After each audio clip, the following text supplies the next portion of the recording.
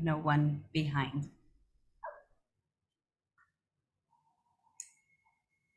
Sorry. Hello and good morning, everyone. Welcome to our introduction to leaving no one behind analysis training. I am Sejal, and on behalf of our entire LNOB team, we are very excited to share this work with you today. We'll just, in case, let me just see. Okay, yeah. Just before we begin, just a few reminders. If everyone could just keep their microphones on mute during the presentations. We will have Q&As throughout the presentation where we invite you to unmute yourself and participate in any questions you might have. And in the interim, if you do have any questions as we are presenting, you can feel free to write them in the chat box, and one of me or my colleagues will get back to you, or we can also address them in our Q&A sessions. Later in the training, we will use Mentimeter. So for those of you that are not familiar with Mentimeter, it's basically an interactive presentation application where we ask questions. For this training, we really want you to get comfortable with actually using the tool, the LNOB tool. So we're using Mentimeter as a way to do this. If you can join on to Mentimeter in a separate browser. So you can have your Zoom screen open and a separate internet browser where you can actually go to our tool and answer the Mentimeter questions. Or alternatively, if you can, it's convenient to have another device next to you, which could act as your Mentimeter app. Again, you just have to use an internet browser, so you don't need that actual app on your phone. If you have any trouble, just direct message me on Zoom. My name is Sejal. So before we begin our training, we would like to give context to the phrase leaving no one behind, LNOB. A lot of us may have heard of this phrase, but where does this phrase come from? What does it actually mean? And to do so, we've created a short video for everyone, which captures the objective and the importance of leaving no one behind.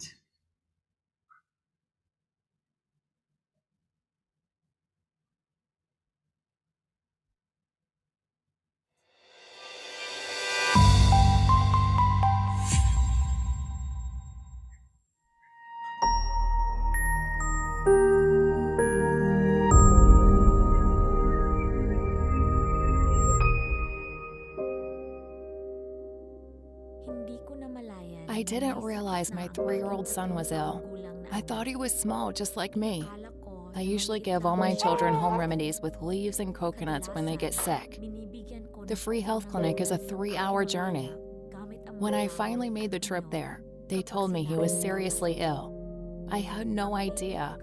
My son is now 5, but he still cannot walk.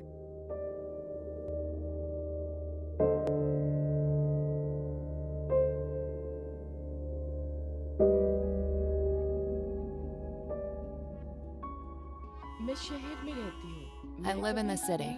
I never went to school. I work in 6 houses each day as a maid so I can send my kids to school. 5 years ago, my husband left. Our bank account was in his name. He took all the money I had earned. I still don't have a bank account in my name.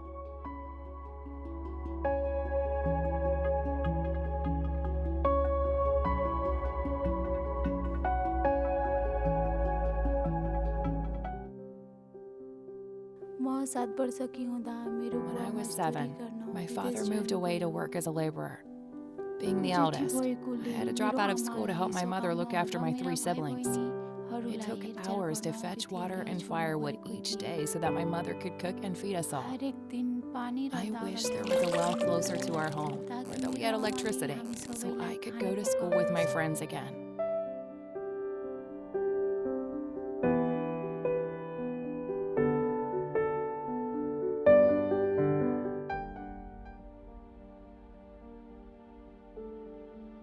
During the winter, most of our salaries are spent on coal. We eat less and don't buy any extra clothes. Our children are home for most of the winter because of high pollution levels. So to keep them warm, we need to burn even more coal. This makes the air at home very polluted, and our children keep falling sick. There are alternatives to burning coal, but they are too expensive for us to use.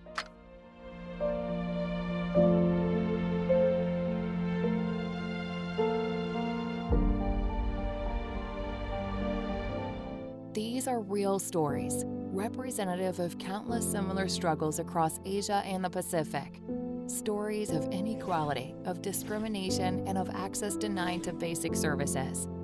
Millions of children are malnourished, and many more drop out of school to help their parents.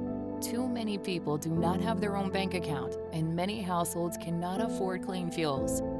Who are they? Where are they? How can we identify them?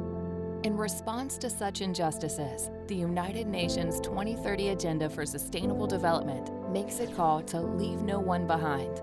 It represents the unequivocal commitment of UN member states to eradicate poverty in all its forms, end discrimination and exclusion, and reduce inequalities and vulnerabilities. To leave no one behind means providing access to basic services and opportunities universal, irrespective of a person's age, sex, ethnicity, wealth, or place of residence. It means upholding their right to access, enshrined in international human rights law and national legislation across the world. To inform action, we must first identify those deprived of access to rights-based services and opportunities. We need to know who these people are and the circumstances they share to effectively extend support. This training focuses on this first step. The United Nations Economic and Social Commission for Asia and the Pacific has developed the Leave No One Behind tool for this very purpose. It uses data and statistics to identify groups left furthest behind and the circumstances holding them back. In this training, we will cover how it works with the aim of using it to strengthen policy interventions for a more equal and inclusive Asia-Pacific region.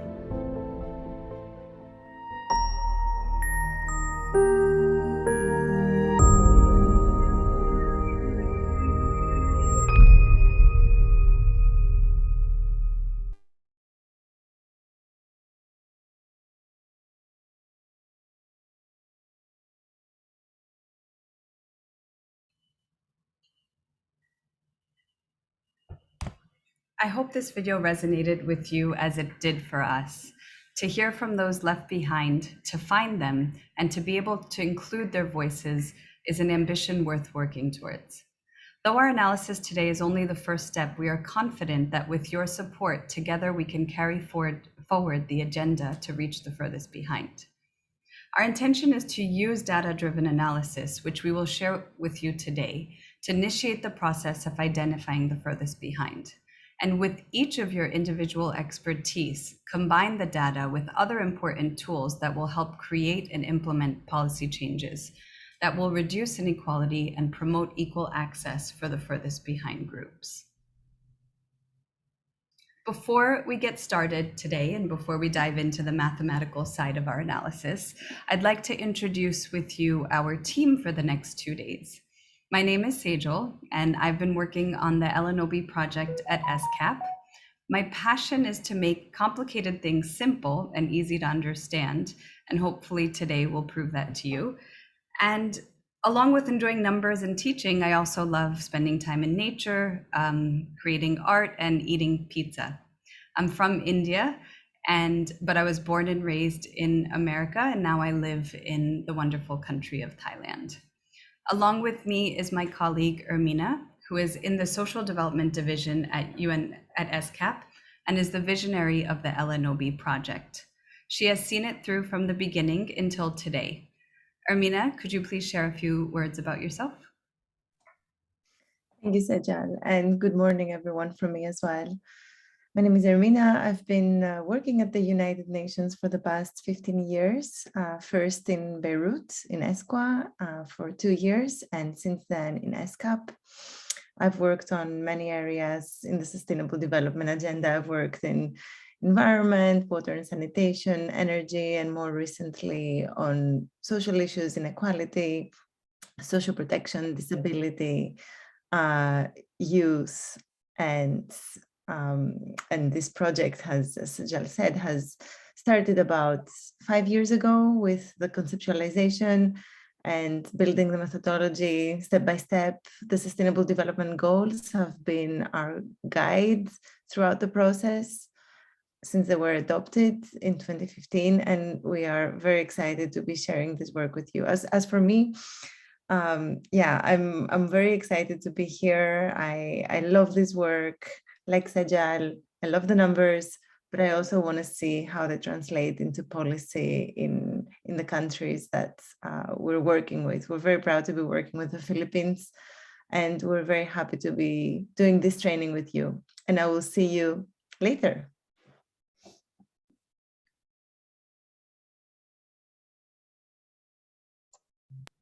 Hello, everyone. Okay, go ahead. Okay. I go ahead, Sujal. It's okay. Go for it. Yes.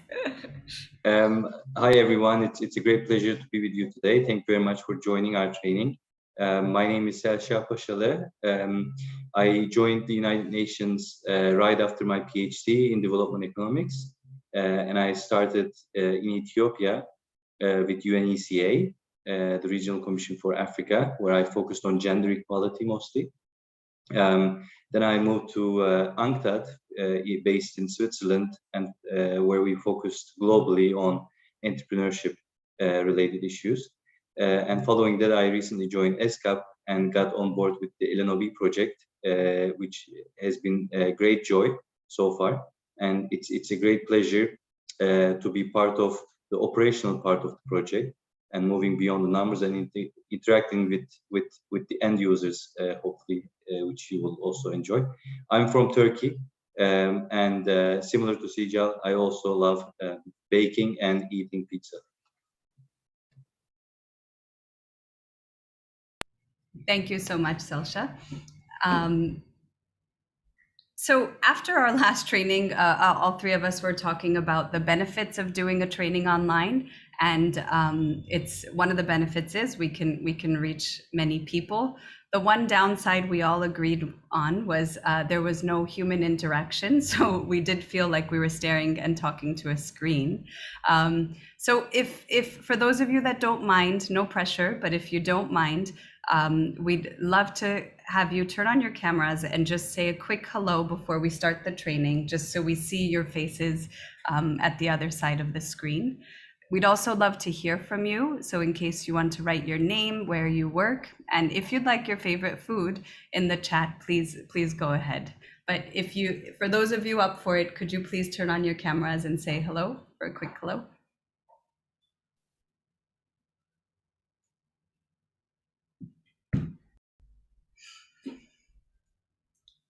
Hello. Good morning. Hello. Good morning. Good morning. Good morning, everyone. Hello. Good morning. Hello. Hello. Wonderful. It's so nice to see faces to the names.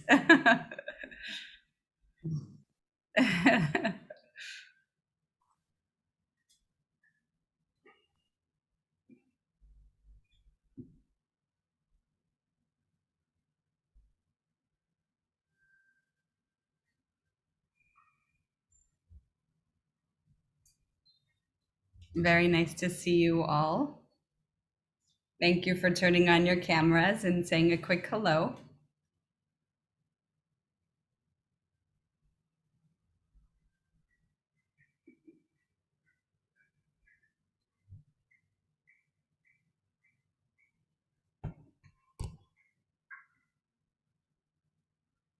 All right.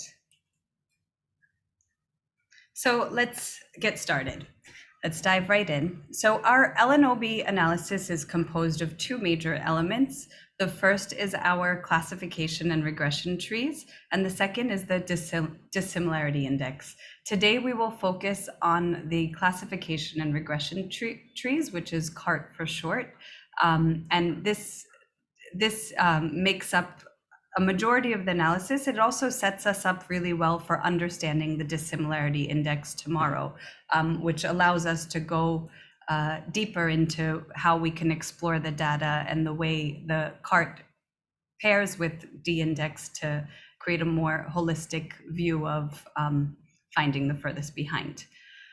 In today's session, our goal is really that you understand the CART algorithm. It can seem complex at times, but what we would like to focus in on is the aspects that we use of the CART algorithm, so to simplify it. So if you have any questions, again, every question is a good one, so just feel free to use the chat box, and one of us will get back to you. So I'm going to give you a brief history on CART, just to give you a background of where it comes from. It's difficult to pinpoint the exact origins of where it came from, but many people pin the date back to 1936. And the algorithm was seen in all different kinds of publication, from psychology to education, and many different uses and applications were seen. But in 1977 is when we saw it as an official algorithm by the University of Berkeley statistics professors Leo Breiman and Charles Joel Stone, and Stanford University professors Jerome H. Friedman and Richard Olshan. So they created the formal algorithm, and in 1984 is when we saw the official CART software, which was a revolution in the world of algorithms, because the theory in CART may seem very simple and straightforward. However, computationally it is complex, and to do it manually would take a lot of time, and it wouldn't be as efficient and error-proof. So the software behind the algorithm is actually what made the algorithm itself very popular. So today, CART is one of the most efficient and intelligent methods for data segregation. And along with upgrades to statistical software, the algorithm itself has also expanded its capacity to adapt and for accuracy as well. So even though it's just one word, it has many different types of analyses that can be used. And today, as I mentioned before, we'll focus in on the one that we used for CART.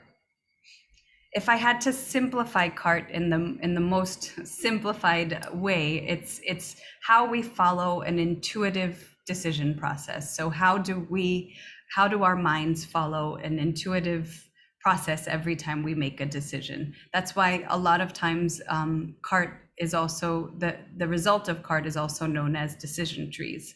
So here's a small idea of how this may be. If you would like to identify the furthest behind groups, yes, then we take the LNOB training. If no, then would you like to identify the furthest ahead groups? Yes, take the training. No, would you like to learn something new? Yes, take the training. No, then sorry, goodbye. Most of you, all of you fall in the take the training, so thank you for that. But it's just to say that this is how we make decisions, that we have different options, and the way we come to our decisions have different outcomes. So there are two categories in classification and regression trees. The first is classification trees, and these work with models that use categorical variables. Regression trees work with numerical variables. In our analysis, we use regression trees where we look at the percentage access rate of a country and groups within that country. So for instance, when we calculate average access to electricity, we are looking at the access rate to electricity for the country and for the groups that are found in the algorithm, which we will dive into a bit more in a little while. To the right, you can see a standard decision tree. Our analyses are all run on R, and this is the traditional output from R. So soon, hopefully you will be happy to see that we've changed the trees so they are more, they're easier to interpret, visually easier to interpret, and hopefully easier on the eyes, but we'll let you guys be the judge of that.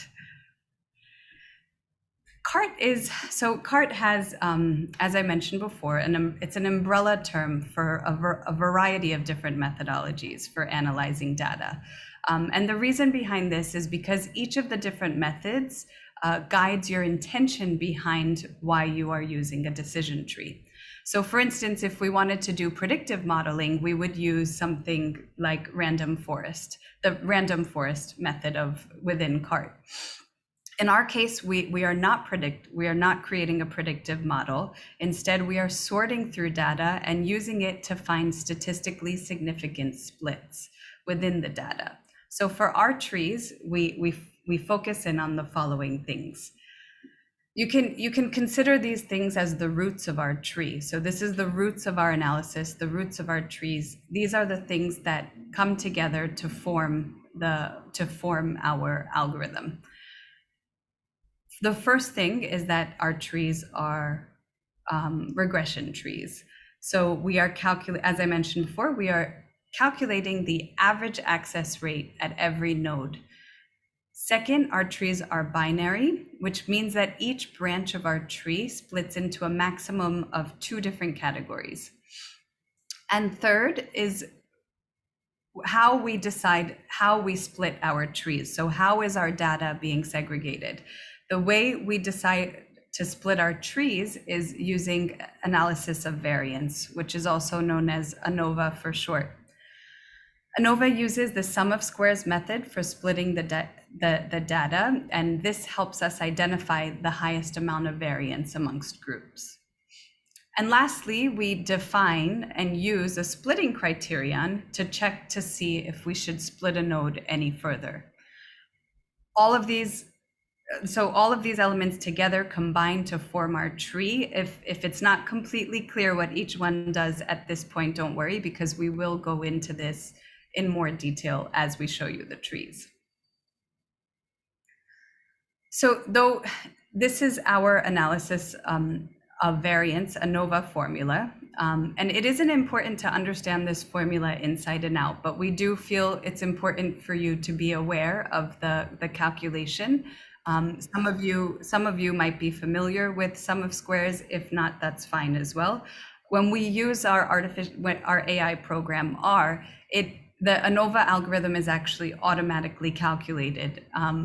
So this is our ANOVA is the sum of squares, which basically, if you had to simplify, it's a view of variance as a calculation of how much difference exists between groups. So we are calculating a value to see what is the variation between the 2 groups, and the groups that have the highest variations are the ones that we see splitting in our tree.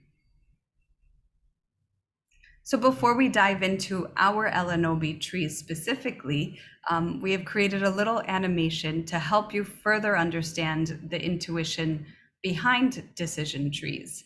So this is an example of how we can use CART in our day-to-day lives, and it also has an example of how it works in our LNOB trees.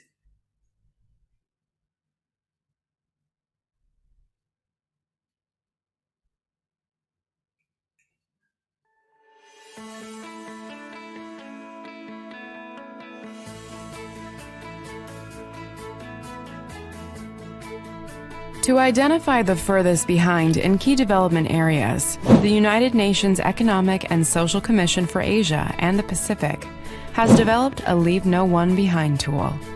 This tool centers around the classification and regression trees, also known as CART. Let's start off with an intuitive example from daily life to explore how the CART methodology works. Meet Asha.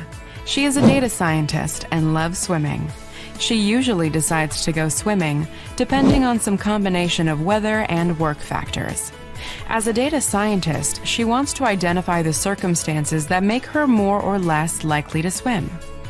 So, Asha begins monitoring her daily activities. Though brushing her teeth, for example, might have some correlation with feeling good and healthy, it most likely does not impact her decision to go swimming. Instead, she identifies factors such as air temperature, humidity, workload, and social commitments to be more relevant for her decision to swim.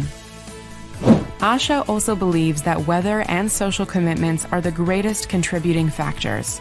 But let's not assume, and instead use the CART algorithm to reconstruct her decision-making process. The CART algorithm produces decision trees which closely imitate how most people make decisions. So let us explore which circumstances are most likely to influence Asha's decision to go swimming. Asha collects data for these circumstances for 14 days. And after running the CART algorithm on her data, she finds that the most important factor is air temperature. This is therefore the first split in her decision tree, and comes before all other circumstances in explaining the variation in Asha's swimming pattern. When it's cold, she tends to avoid swimming. When it's warm, she is more likely to swim. Next is humidity.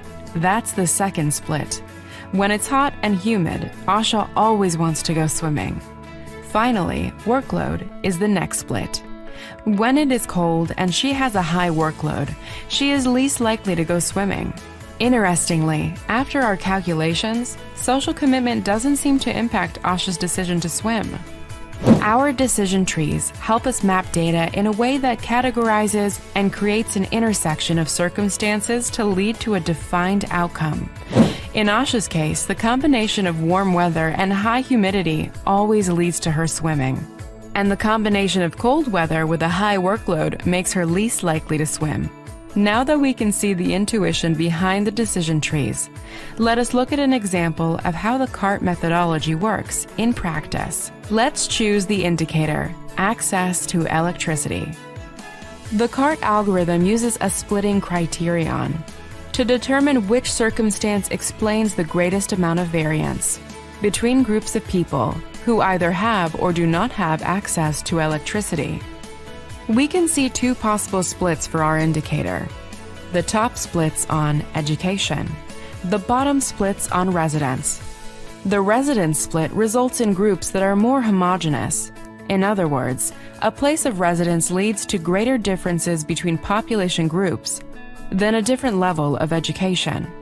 Therefore, residence would become the first split in our LNOB tree. CART analysis doesn't stop at the first split. It analyzes subsequent nodes to see if more variance can be explained from further splits.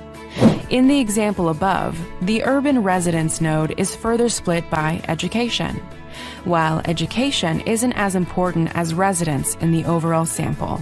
It emerges as an important circumstance where we zoom into urban areas. Here we see that it creates a significant gap in accessing electricity, whereas in our rural population, there is no further split of the data. Our LNOB tree did not grow beyond rural areas for one of two reasons. The first possibility is that our sample size is too small to meaningfully follow the statistical process to split further. The second possibility is that the CART algorithm found that the access rate of electricity in the less educated population in rural areas is not much different than the access rate amongst higher educated population in rural areas. In either case, our tree shows us that people living in rural areas are our furthest behind group, with only 25% access to electricity. These are simple examples to explain the theory behind the CART analysis. The LNOB trees on our online tool are more informative and reveal further intersections of circumstances that create disadvantage or advantage for a variety of chosen indicators. The results are available for download in different formats on lnob.unescap.org.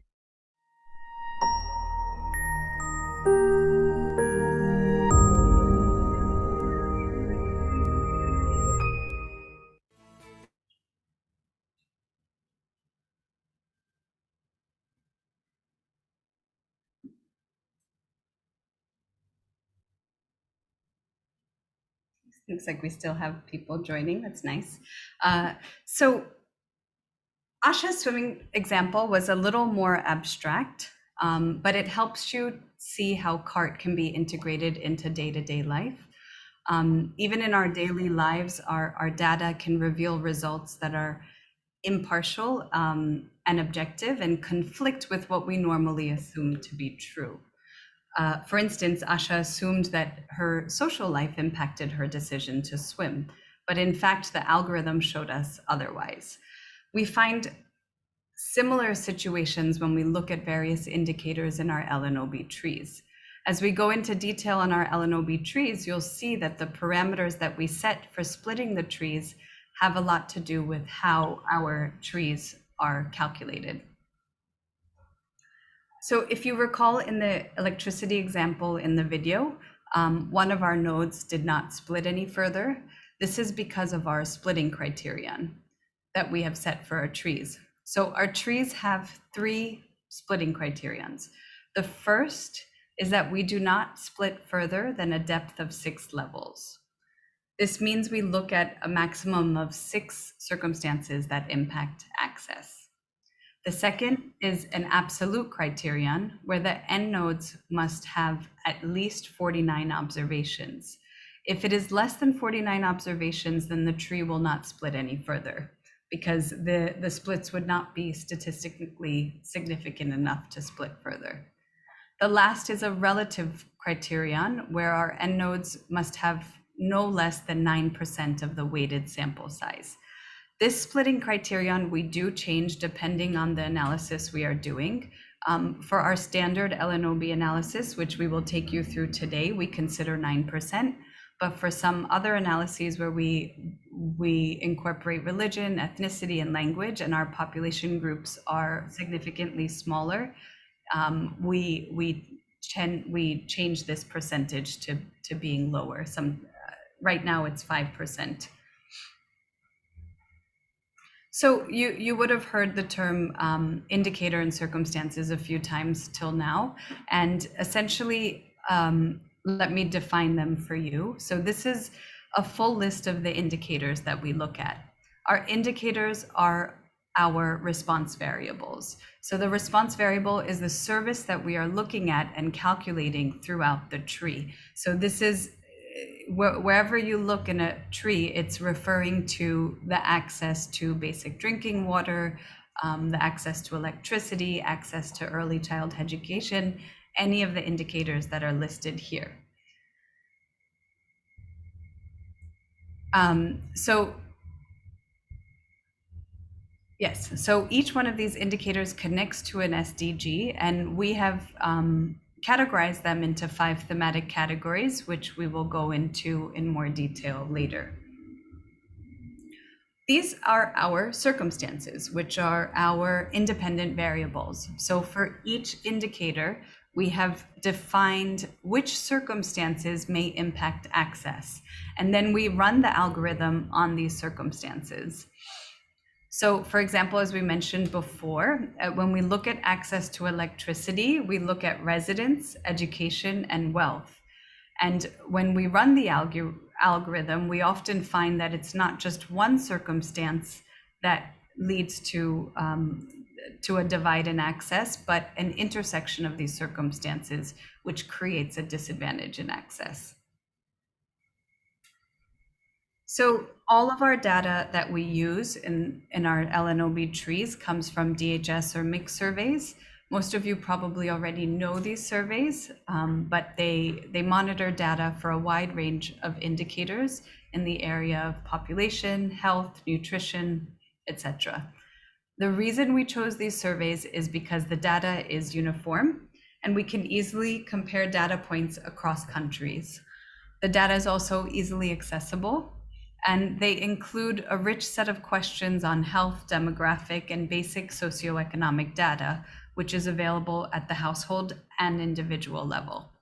These surveys are also available for 29 countries in the Asia Pacific region, which allows us to compare to regional comparisons as well. So let's begin exploring our LNOB trees. So through this example, you will see how simple they are to read. And let me take you through it step by step.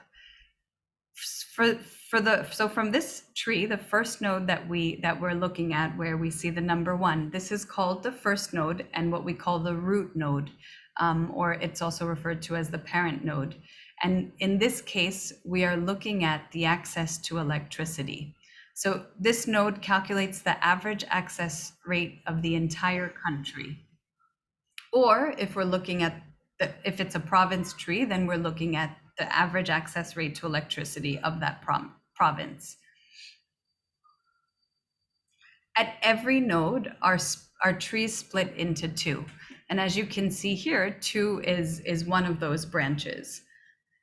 At each branch splits the sample of survey respondents by a different circumstance. So when we run our algorithm, it finds which circumstances have the highest variance and splits according to those circumstances. In this case, the first split was in household wealth.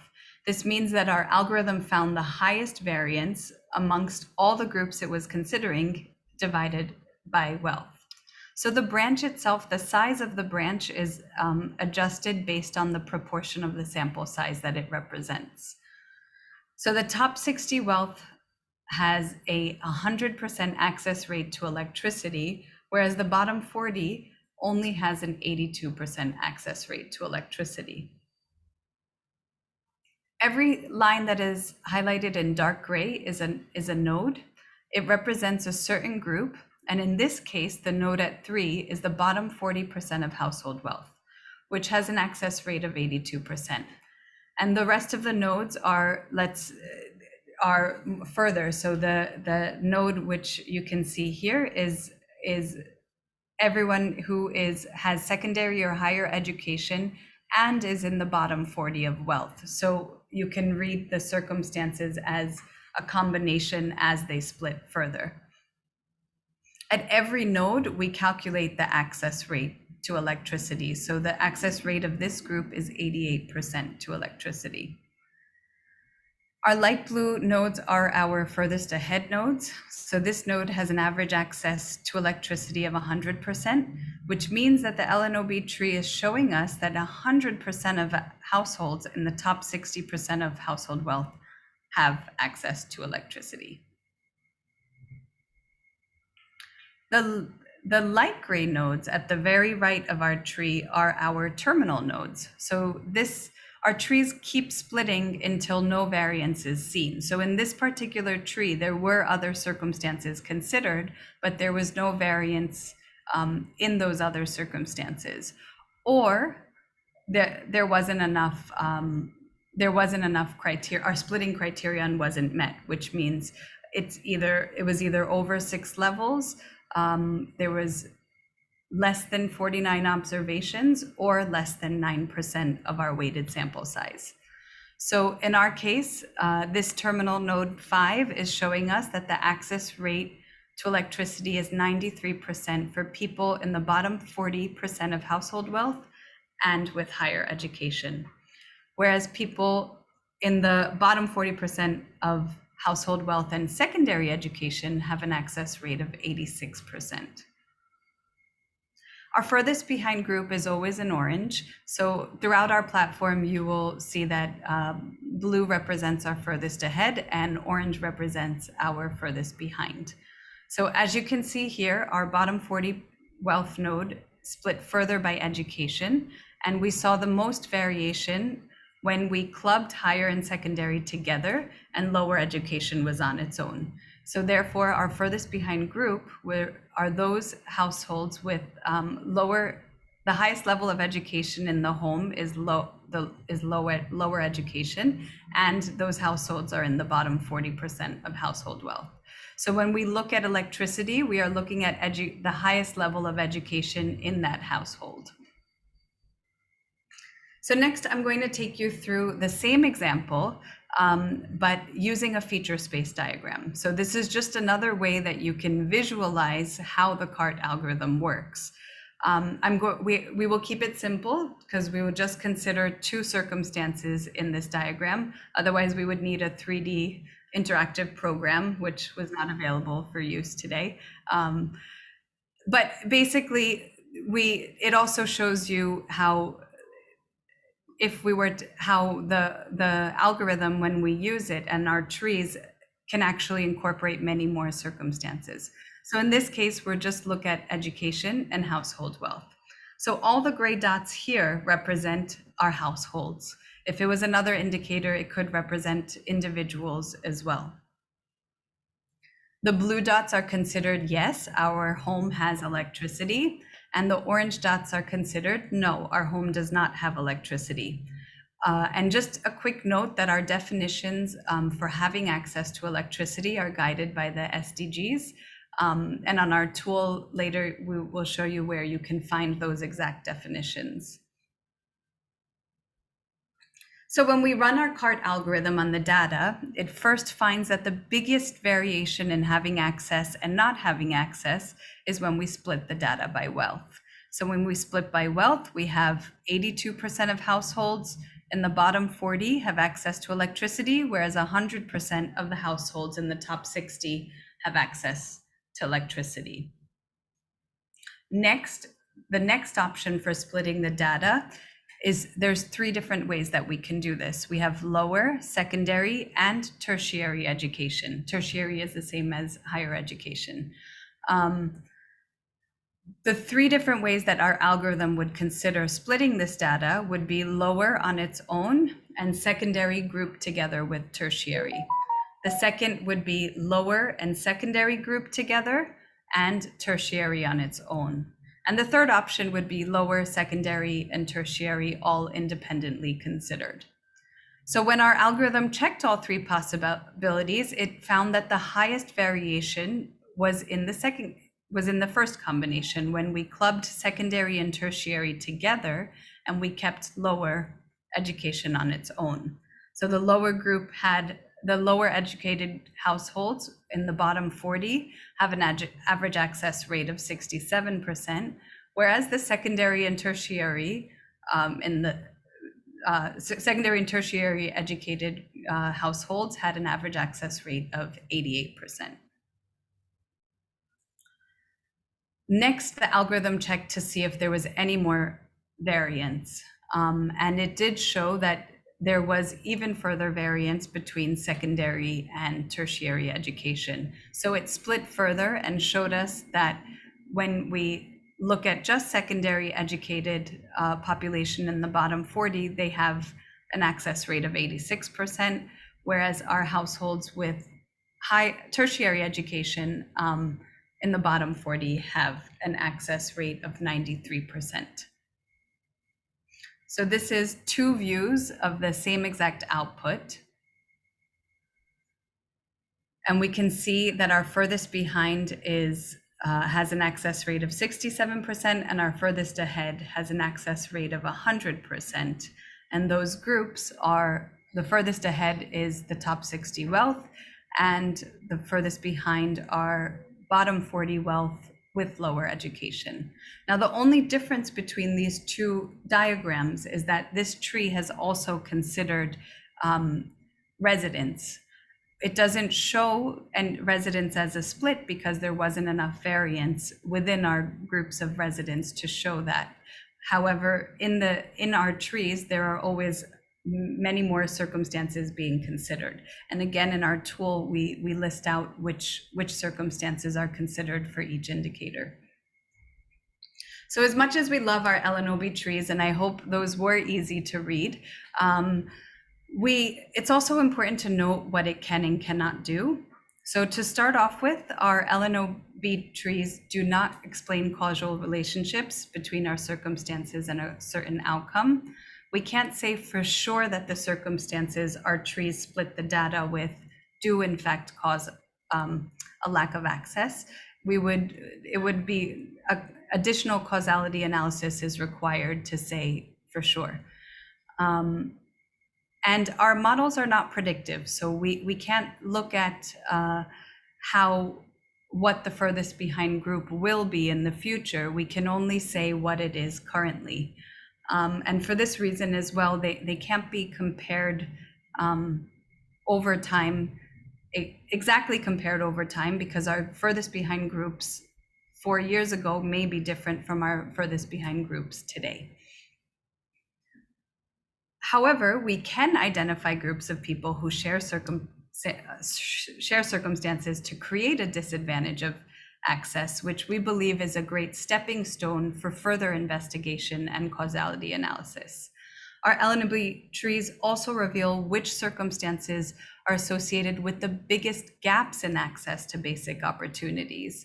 And lastly, they can help policymakers understand who we need to prioritize when we're making interventions to reduce inequality across key services and opportunities. So before we break for 5 minutes, and I hand the floor over to Ermina to go through our results for Philippines, we have created a video which is an overview of what the ESCAP LNOB analysis is. It's just a quick video, hopefully inspirational, to give you a little more information about this LNOB tool that we keep mentioning, and what exactly the tool can help us achieve.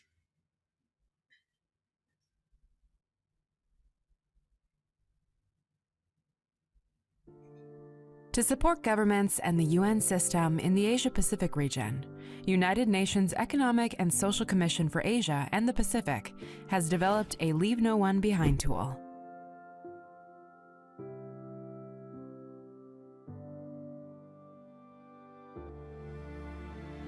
The tool is used to improve the understanding of how various circumstances intersect and create inequalities in access to basic opportunities. Our methodology is grounded in two basic propositions. The first is that access to key services should be universal. These services are presented as indicators of opportunities, such as access to healthcare or electricity. We also look at indicators that represent barriers and disadvantages to avoid, such as childhood malnutrition and violence against women. The second proposition is that individual circumstances should not impact access. This means that circumstances such as age, sex, wealth, area of residence, and ethnicity should not discriminate or in other ways limit access to key services. At the root of our LNOB methodology are classification and regression trees, or CART for short. The CART algorithm divides individuals and households with different access levels into distinct groups based on their shared circumstances. The process creates non-stereotypical results that often defy our assumptions about who the furthest behind and furthest ahead are in accessing opportunities and avoiding barriers. As part of our tool, we also measure inequality in access to the same opportunities and barriers by using the so-called dissimilarity index, or D-index for short. The D-index provides a single number of inequality, similar to the Gini coefficient, for income inequality for each indicator. This allows for easy comparisons across countries over time, or between provinces in a single country. The two primary data sources to carry out these analyses are the multiple indicator cluster surveys and demographic and health surveys. DHS and MICS are publicly available for many Asian and Pacific countries. What makes our tool unique is that it generates results that are visually attractive and easy to interpret. By approaching inequality and exclusion from different angles, the LNOB methodology and D-index gives us a comprehensive tool for more effective policymaking. The non-biased view and data disaggregation forces us to pay attention to nuances and tailor policies to specific areas and groups of people. The results are available for download in different formats on lnob.unescap.org.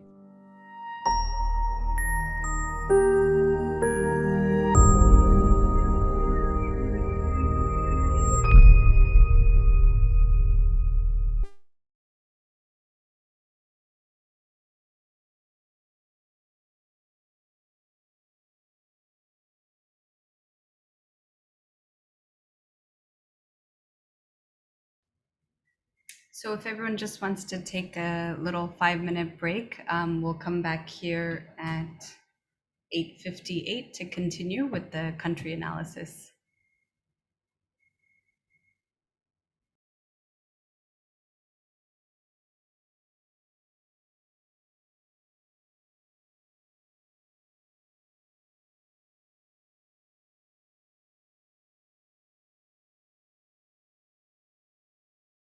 little break.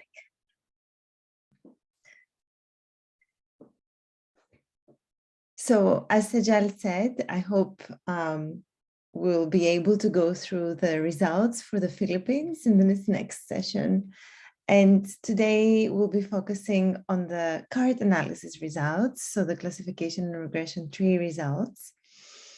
Tomorrow we'll be looking at the dissimilarity index, the D index. So let's start with our interactive tool for this training. So this is where it starts to get a little bit more interactive. We want to, throughout this presentation, we will want to hear from you and get some feedback on the questions that we're asking to see if you're understanding the material, but also for you to give us some thoughts on the furthest behind in the Philippines. So there are several ways to access Mentimeter, which is the tool that we'll be using. One is you can take out a phone if you have one and take a screenshot of the, or yeah, do the QR codes that you'll see in the screen. The second way is if you don't have another device, or if you're already using your device for the Zoom call, you can also open another browser and go to menti.com, www.menti.com, and you enter the codes of the training. And our code is 24766622. So that's another way to do it. And then as we go through the presentation and the questions, my colleagues will occasionally also put the link to the Menti page in the chat. So that's the third way. But I think the first two ways are the most, probably the easiest and the safest. So we suggest you do it now, and maybe we can test it together with a very simple question. So the question is, what or who is the first thing that comes to mind when you hear the phrase, leave no one behind in the Philippines? To answer that, as we just said, let's do the test. You can go to menti.com, right? And type in the number of our training, of this meeting, which is 24766622. Maybe you'll memorize this number by the end. Maybe I will. All right, I see a few words coming up in our word bubble. Quite active.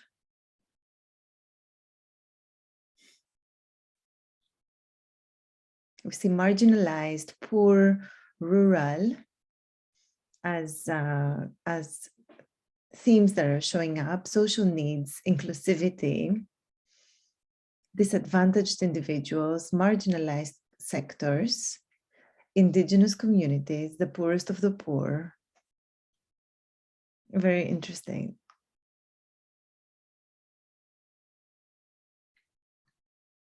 We see persons with disabilities, uneducated, women, disabled, gender, children is coming up.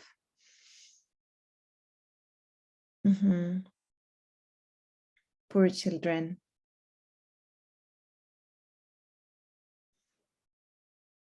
Bayanihan, IPS.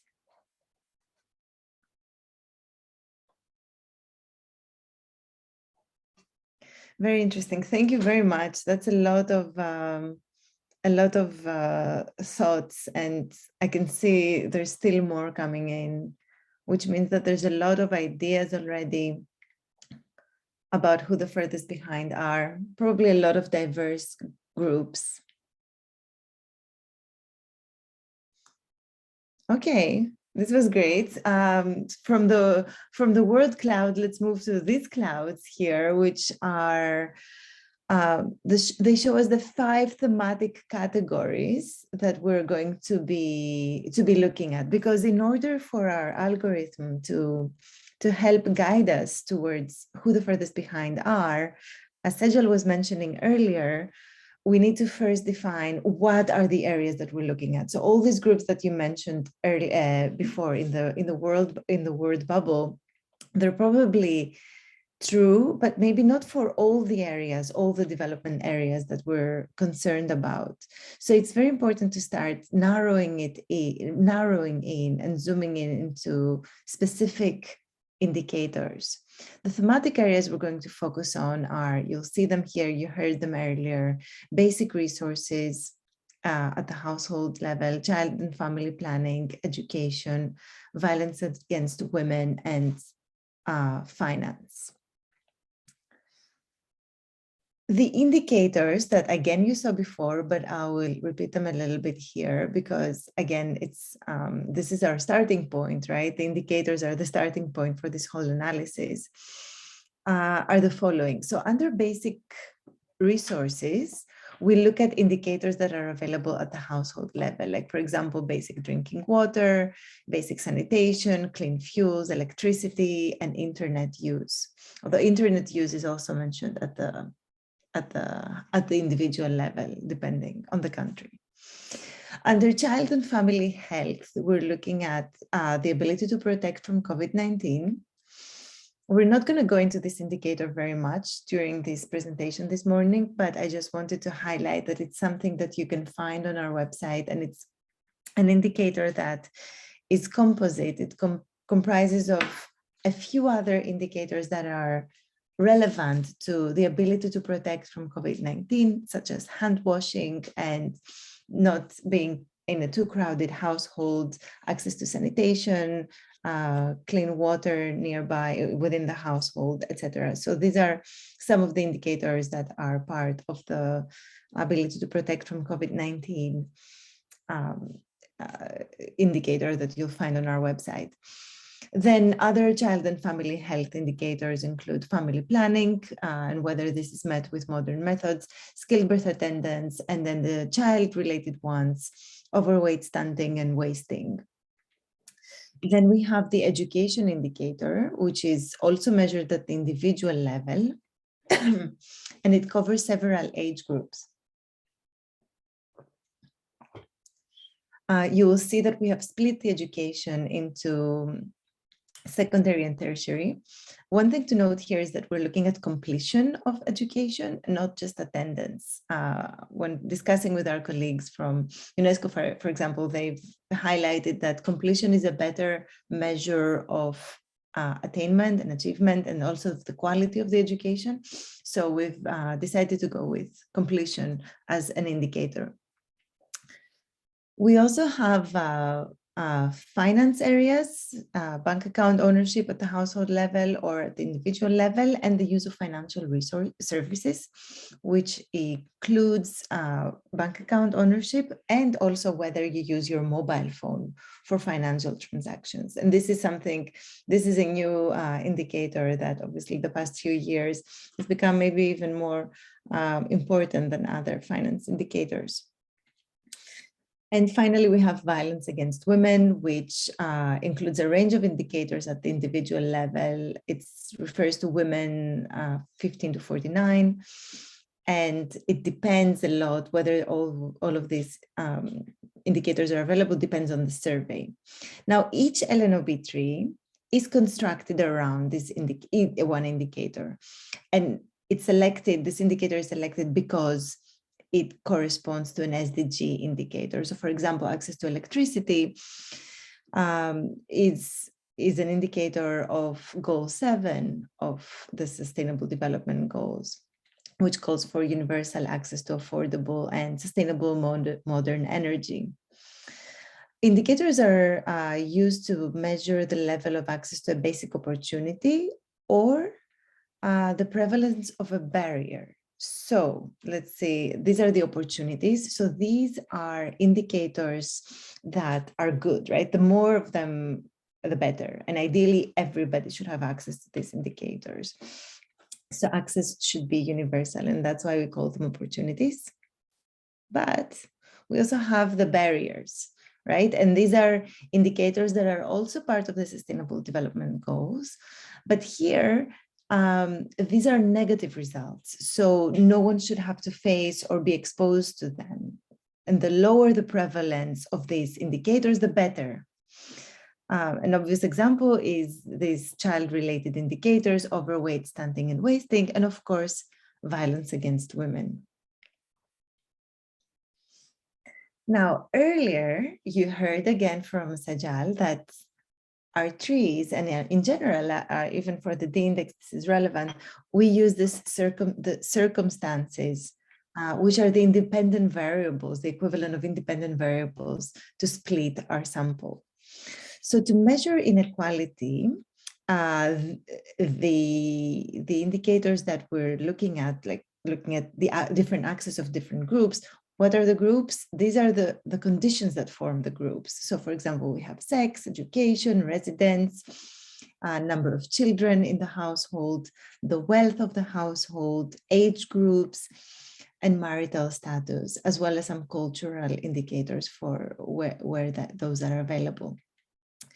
So this is in general the circumstances we use. Now, we don't use all of these indicators for all of these circumstances when we analyze each indicator. We usually have to select. So for example, when we measure education as an indicator, we don't use education of the household as a circumstance. But when we look at a woman's access to skilled birth attendance, we might look at the education level of that woman. So each model that we run, and you will see that later, changes depending on the indicator.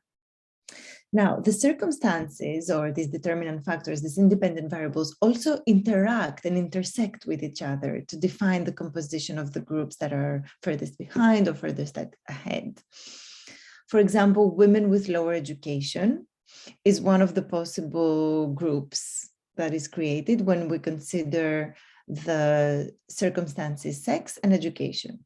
So the intersection of these indicators, of these circumstances, independent variables, is important also for our analysis. Now, in the trees that we will be exploring for the Philippines, we will use primarily these circumstances. So we have age groups, and there's several ways to split the age groups, actually 2 main ways to split the age groups. Mostly because the surveys that we're looking at refer to women 15 to 49 years old, and also to men sometimes at the household level, same age groups. We have a first split, 15 to 24, 25 to 34, 35 to 49. But for some indicators, we also, especially the COVID-19 indicator, we have a further split, 0 to 24, 25 to 59, and 60 plus. For education, Sajal mentioned, we have lower, secondary, and higher, but you will see these three education levels combined in different ways, right? So you might see in the trees lower and secondary together in one branch of the tree, or alone, for each one of them alone. Then we have sex, male and female, or boy and girl, and 2 different types of ways to measure children or number of children. One is number of children in the household under 5, and the other one is number of children born to a mother. So we use number of children under 5 when we're looking at child-related indicators, and then we use number of children born to a mother when we look at women's related indicators.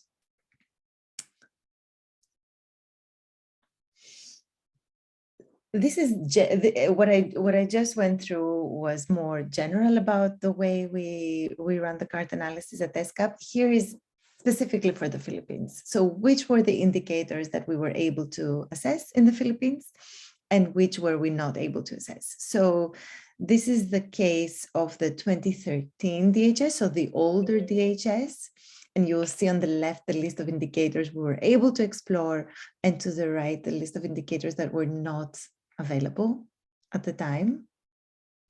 But much better in 2017, we have been able to analyze a lot more indicators because the most recent DHS had more indicators of relevance. And unfortunately, we did not have data on overweight, stunting, and wasting in this survey. So we will not be looking at that, or early childhood education, but we hope that those might be available in the future. Okay, so let's start looking at the tool while we go through this. I will also be taking you through the lnob.unescap.org. I mean, you can, I suggest you stay with me with this presentation for a little bit, and then we can navigate the tool together. But these are the indicators that we will focus on for the presentation, for the purpose of this presentation going forward. Under basic resources, we've selected basic sanitation, under finance, the use of financial services, skilled birth attendance for women, secondary education for the younger age group, and any type of violence against women under the violence against women indicator.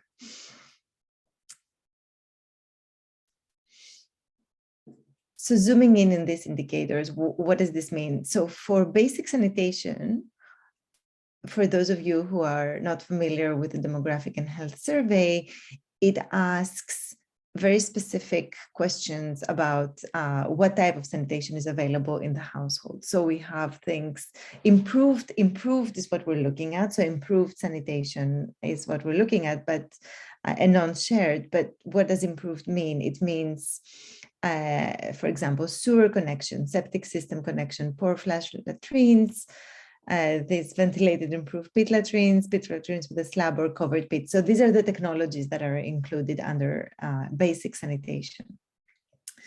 Under use of financial services, there's two questions that are considered there in the survey. One is, do you use your mobile phone for any financial transactions, or do you have a bank account or in a bank or other financial institution that you yourself use? So if there was a yes in any of these questions, then the individual is considered to have, to be able to be in the position to be using financial services. Skilled birth attendance, the questions, the answers that qualify is either a doctor, a nurse, or a midwife who have assisted with the delivery of a child. For secondary education, we look at completion of secondary education at the year group, at the age group, not year group, 20 to 35. And the question is, what is the highest grade or year you have completed? And we use grade 10 in the old system and grade 12 under the K-12 system. So there's a specific answer in the DHS for people who have completed secondary education. And then last but not least, in terms of the violence against women, that questionnaire is a little bit more complex, but in general, the question we're asking is, has your husband or partner in the last 12 months exerted physical, psychological, or sexual violence against you? So these are any type of these three types of violence: physical, psychological, or emotional, or sexual violence by an intimate partner. These are the questions that are being asked. All right, so let's start with our first tree. I think you've seen those trees already now, but let's go through it one by, step by step, let's say. We start with, on the top here, you can see the model that we're using. So this is a tree for basic sanitation in the Philippines. The standard analysis we do for these trees, we use the following circumstances. We use wealth, the wealth of the household. We use the level of education in the household. So the highest level of education in the household, because there's several members, we take the highest. And residence, rural, urban.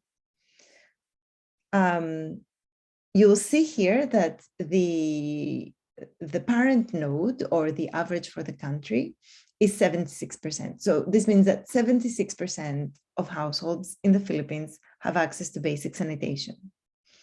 Now, our first split is in terms of wealth. So the top 60 has a 90% access, whereas the bottom 40 has a 56% access.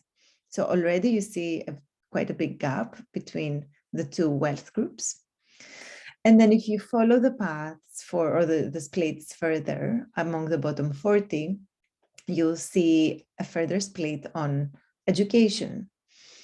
there's a group that has either secondary or tertiary education that has 58% access to basic sanitation, and another group that is less educated, the lower education group, that has a 49% access to basic sanitation. And this is our furthest behind group. It has a 49% rate of access, and it consists of households that belong to the bottom 40 and that are less educated. Our furthest ahead group, if you follow the path at the top, consists of households that are in the top 60 of the wealth distribution, have higher education, and live in rural areas. 94% access for these households. So this is the this is the first tree on basic sanitation. As Sejal mentioned earlier, again, it's good to also look at the colors. You'll see the orange will always show the furthest behind and the blue the furthest ahead. Let's look at another tree, the use of financial services.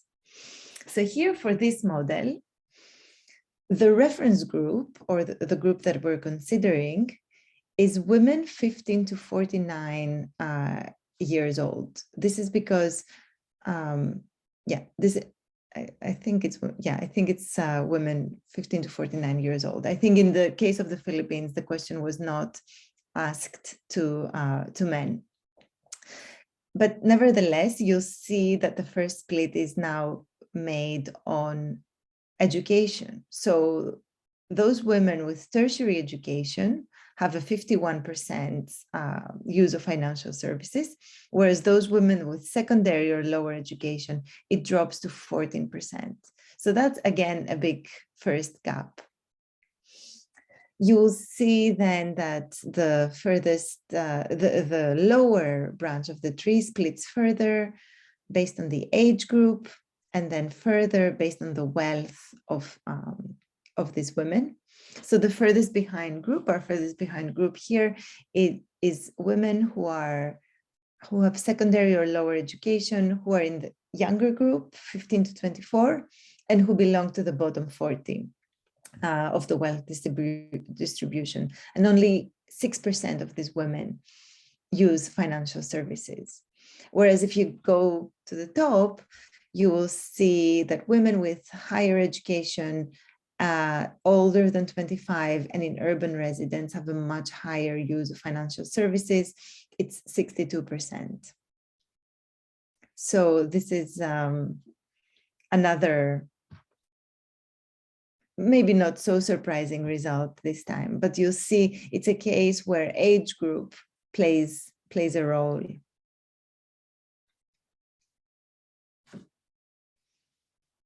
All right, let's look at a last tree before we go to the platform. This is the skilled birth attendance tree. So for this indicator, the reference group is again women of childbearing age, 15 to 49, who have given birth in the past 5 years. The circumstances considered by the algorithm to build this tree are wealth, residence, the woman's education, and the number of children she has birthed. In the parent node, you will see that skilled birth attendance in the Philippines is 88%, one of the highest. And there's a first split again on education of the mother, right? Lower education, 65%, higher education or tertiary education, 93%. And then the furthest behind group is women who have lower education and 4 more children birthed. That's 57% of them have used a skilled attendant during their birth. The furthest ahead group consists of women who have tertiary education, belong to the top 60 of the wealth distribution, and also are in an urban residence. And 100% of these women have used skilled birth attendants. Now you can also see the other nodes we focused a lot on the end node, on the furthest behind, the furthest ahead, but there's other end nodes, terminal nodes, that also provide information that is perhaps interesting for policy making. So for example, you will see, you know, among the bottom 40 who are secondary, tertiary educated, the older group, the age 35 plus, has a lower, much lower skilled birth attendance rate than other groups there in the bottom 40. So age group again plays a role there. All right, so now I think what we can do is go to the tool together. I'm going to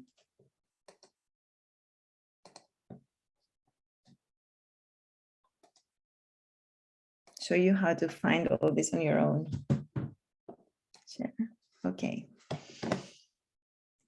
I hope you can see my screen. So what we do here is we go to lnob.unescap.org. Maybe you've memorized this by now.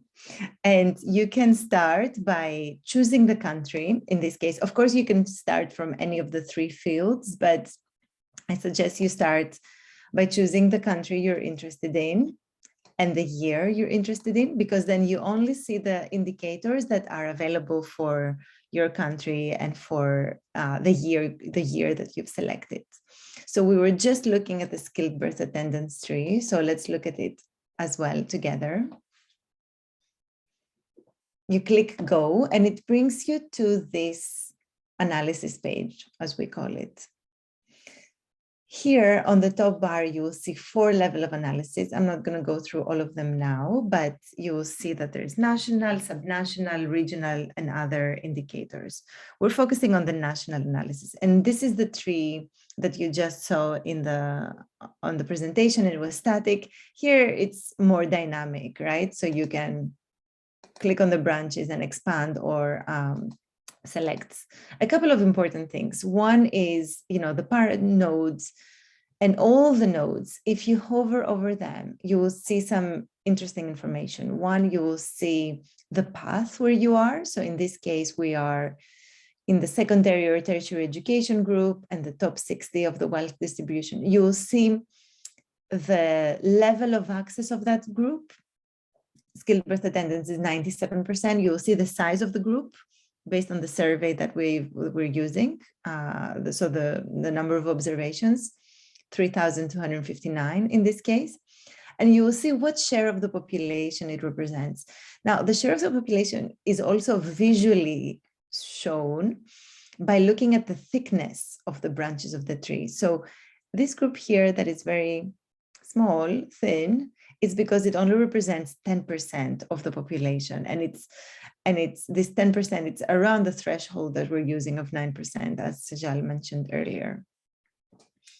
What else can you see? On the right, we have the data insights. So here, for every tree that you see, if you're a little bit lost, you can just read up this information here. And it tells you exactly who the furthest behind is and a little bit of information on the way we're calculating it.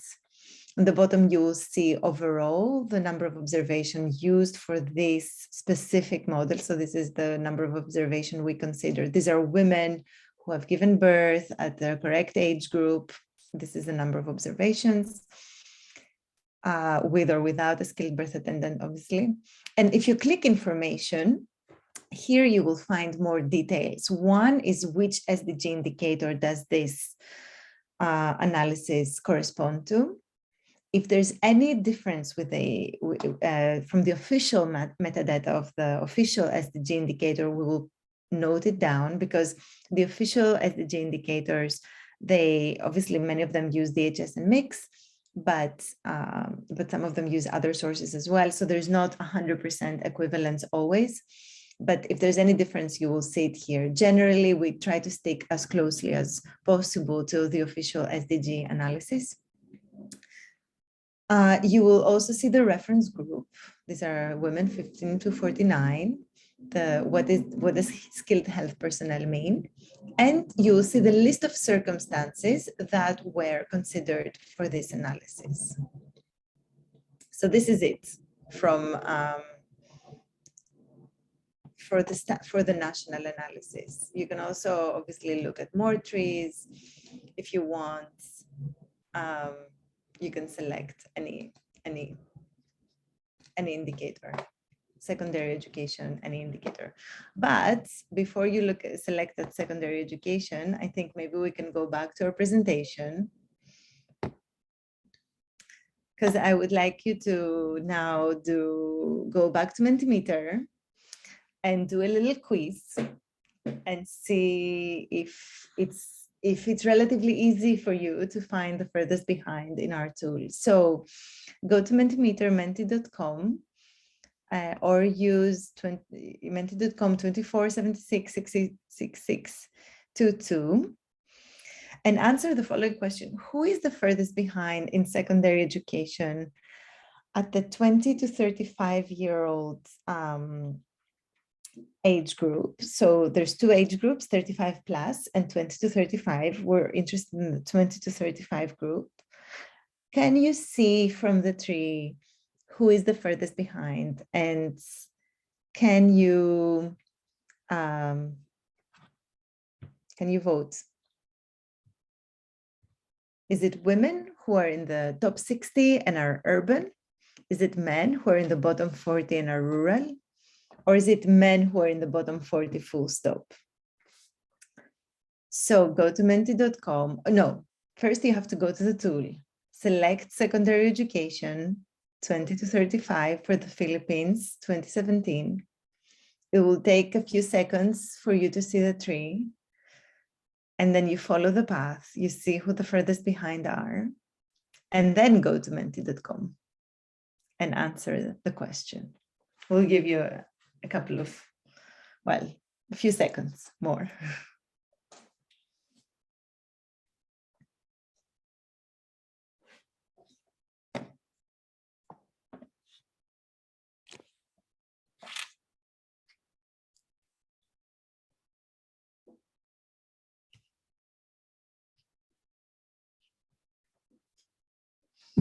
Okay, we have quite a few results.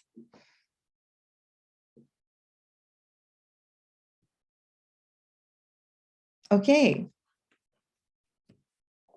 We have our votes are coming in, they're still coming in.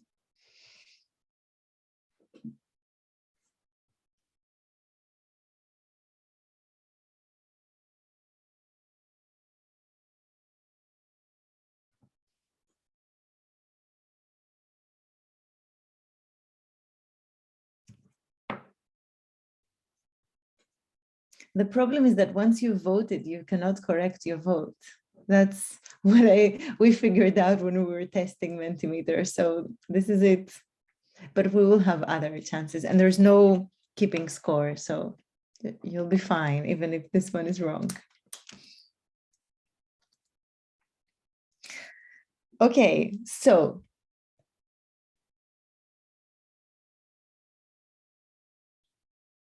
this is the correct. Men who are in the bottom 40 and are rural. 12 of you got it correct, which is great. And let's see why this is correct. Okay.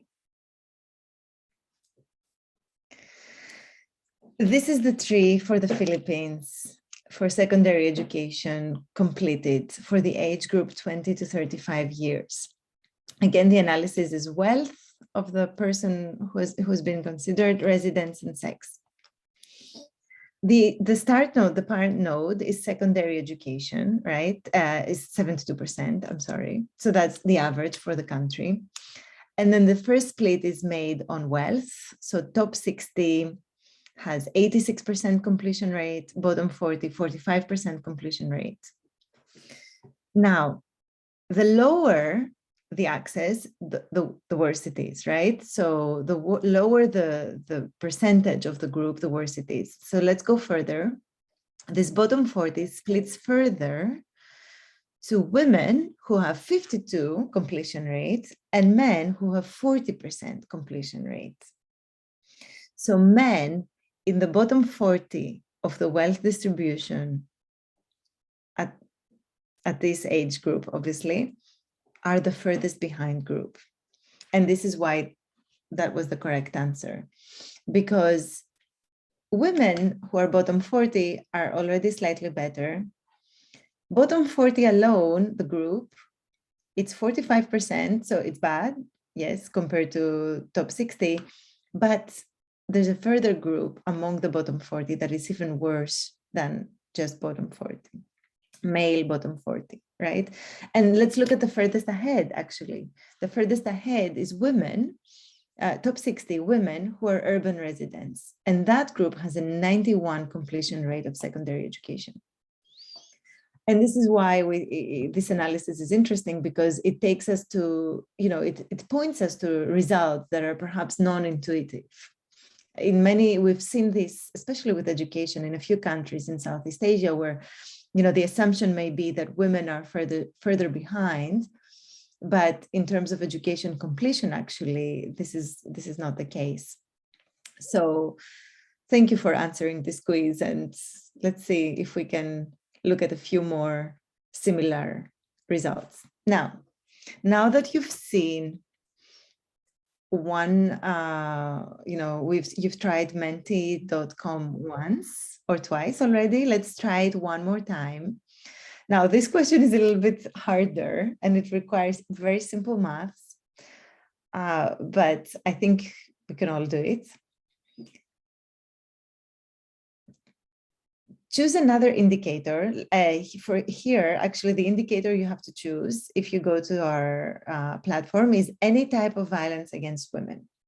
So go to lnob.unescap.org and type in lnob.unescap.org, and it will get you to the platform.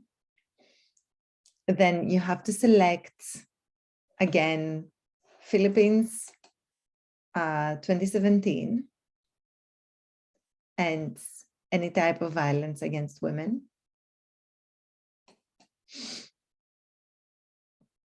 I'm doing it as well with you as we speak, but I'm not going to show you the results. And then you have to see the percentage point gap between the furthest ahead and the furthest behind. So when you see the furthest ahead and the furthest behind, you will see the access rate of that group, right? In this case, it's the prevalence rate. We call it prevalence because it's a negative result. It's a barrier. So you will see the prevalence of violence against women. And we want you to choose any type of violence against women and click go. You'll see the difference, and you'll just have to calculate the difference and vote on which one you think is correct. So take the prevalence rate of the furthest ahead group and the prevalence rate of the furthest behind group and calculate the difference.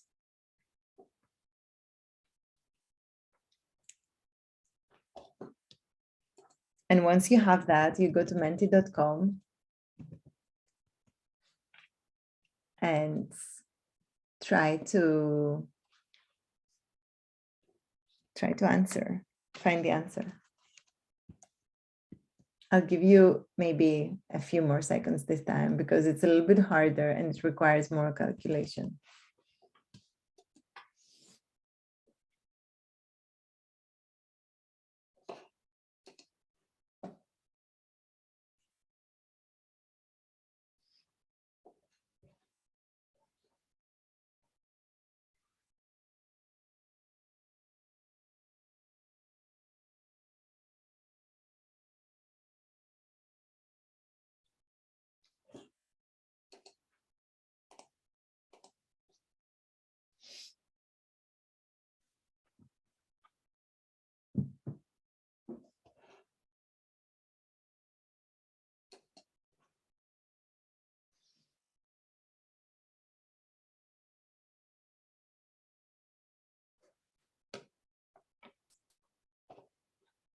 Okay, we have 9 answers.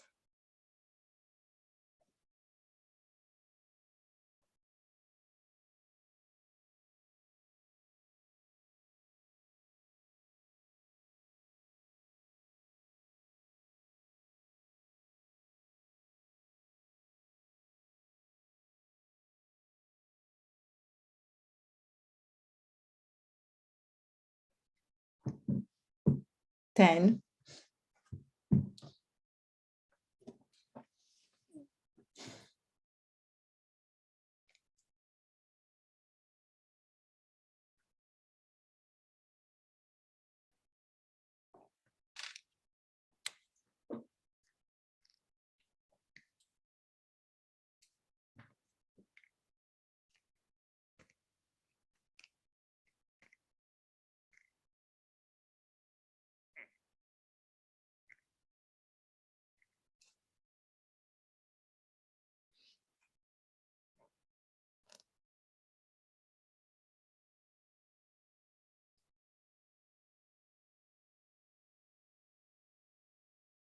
Okay, we're at 15.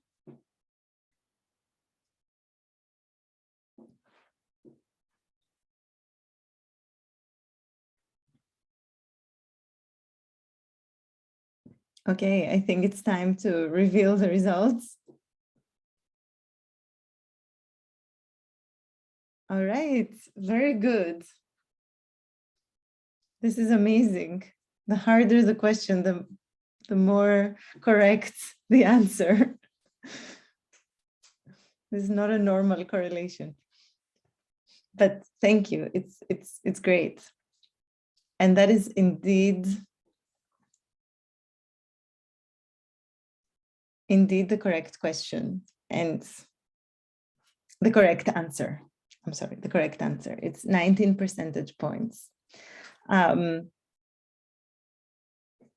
good. Let's see why. Okay, let's see why. So this is the tree of any type of violence against women.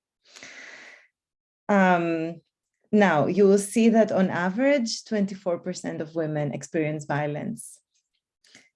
The trick now in reading this tree is that it's a barrier, right? It's not an opportunity. It looks the same. So the furthest ahead is at the top and the furthest behind is at the bottom. But the difference is that the rate of the furthest ahead group is very small, right? So if you follow the furthest ahead group, it's top 60 is 21%, tertiary education and top 60, 17%, age group 35 plus, 15%. So this is 35 and year olds and older who have tertiary education and who also belong to the top 60 of the wealth distribution. 15% of them have experienced violence.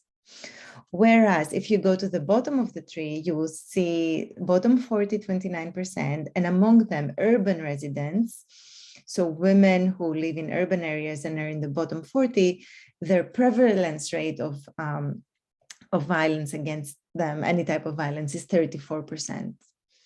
And what the question was asking was the difference, the gap between the furthest ahead and the furthest behind, which was 34% minus 15%. So that was 19 percentage points. And many of you, most of you found it. And those of you who did not, obviously it's a calculation and it's fine because we'll have more chances to look at these gaps. And you'll see that maybe you don't even have to calculate them because we actually calculate them for you in some parts of the tool.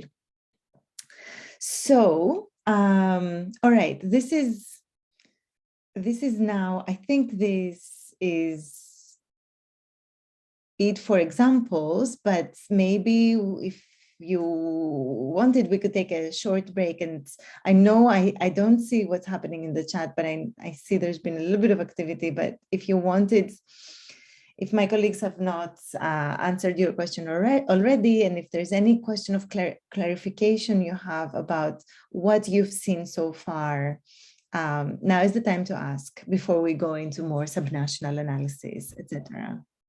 So please, bring your questions on the chat, or you can, raise your hand and also talk to us.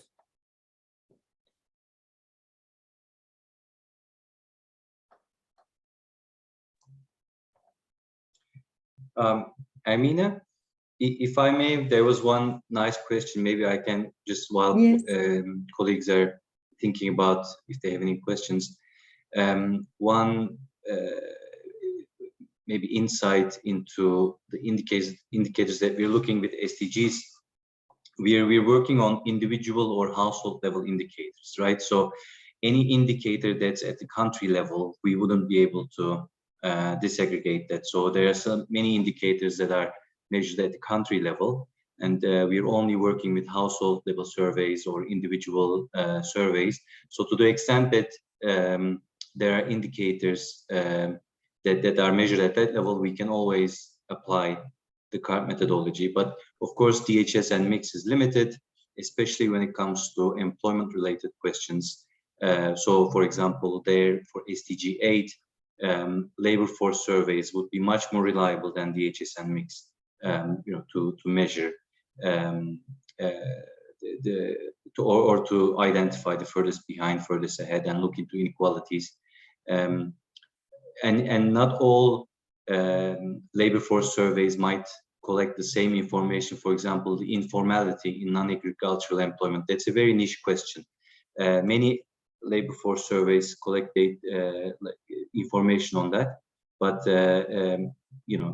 we may not have that from all the countries. So in a platform like this, when we're having as many countries as possible, obviously it's nice to stick to surveys that collect similar variables, hence the power of DHS and mix and how they can give us that opportunity. But just wanted to expand a bit on that.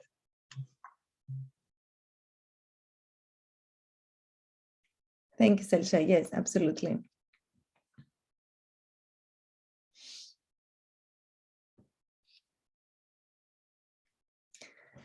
It is difficult, and I think the starting point for this work has been the Leave No One Behind, right? Pledge of the 2030 Agenda, hence our focus on these social indicators that refer to, as Elsa said, individuals and households. Now, we've been asked a question, can we do it on, I don't know, waste in our country? But unless an indicator can be defined, well, first of all, it has to be available, right? But also for us to apply it, even if it were available, for us to apply the analysis to identify the furthest behind, it would have to be something relating to a person's or household's situation, right? If it's just waste, I mean, you could in theory take this algorithm and apply it to anything, right? It's not limited to this work. But if you have statistical capacity in your team, you can apply this indicator to any data set you can have, like Asha with swimming. So it doesn't have to be obviously this kind of analysis that we're using now. You could find other disaggregators that are relevant for your work and do it like that, which is great. We're focusing here on those that are household individual based because of the surveys also that we're using.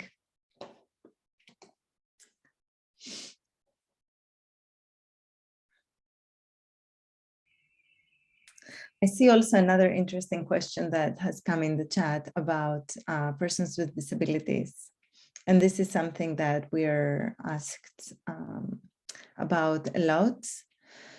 So a couple of answers. One is if the disability question is asked in the survey, it's usually not, but if it is asked, then we do have information on persons who have some kind of disability. I'll need to double check for the Philippines. I don't believe that the question is asked, but I can check. After this training, I can come back to you tomorrow. So if the question is asked, then in theory, we can look at, whether having a disability or not having a disability can be a circumstance that affects your level of access to, let's say, completion of education or financial use of financial services or any of the indicators that are relevant. So we could, in theory, look into that. The issue with rare diseases or disability or severe disability is that severe disability is usually limited to, let's say, I don't know, between 5 and 10% of the population. 10 you're already getting to, the official definition is about 15%, but for severe disability only, that is maybe a little bit lower. If the group is so small, then they may not be caught by the algorithm because we have set this criteria that Sejal mentioned earlier. So the subgroup that cannot be less than 49. So you have to find, a person's disability that is also in a rural area, that is also a woman, that is also, maybe in the top 60 or bottom 40. So all these, because of all these interactions, plus the criterion of no fewer than 49 observations or no less than 9% of the sample. If you're starting with the 5% of the sample, persons with disabilities, you're probably not going to catch them in the tree. One way around it is to have a more, let's say, generous definition and look at functional difficulty, maybe not the most severe only, but maybe a little bit less severe, and then split groups like that. And then you'll have more people having the less severe functioning difficulty. So you'll be able to capture them in the survey. So that is something we could look into and we could potentially do if the data are available for the Philippines.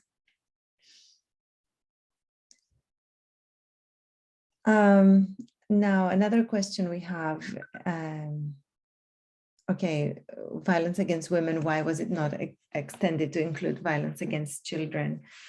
So if the violence against children had been asked in the demographic and health survey, it could be possible to also explore this question, and we can look into it.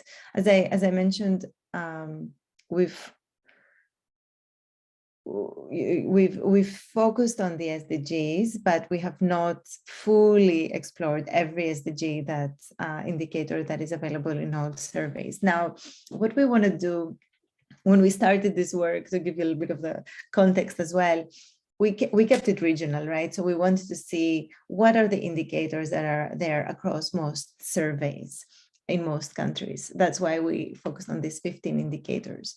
Now, one of the purpose of working more closely with the Philippines and with 4 other countries that we're going to work with is exactly questions like that. So if a country is particularly interested in another indicator that we have not already developed as part of our standard analysis, but if it's an SDG, for sure, then it's a candidate. And even if it's not an SDG, if it's available in the data set, we would be more than happy to analyze it, produce the classification tree and the comparative analysis as well, and share it with you for you and your teams through our platform or even outside of the platform. So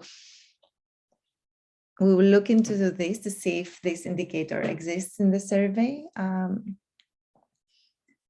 This is a question from Marge. We will look into it, and if it is, then we would be happy to include it and to share it with you.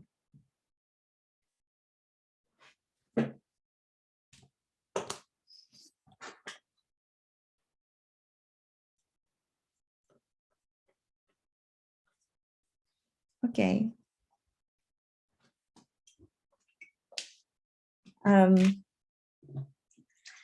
Maybe if we don't have any other questions, maybe I can continue.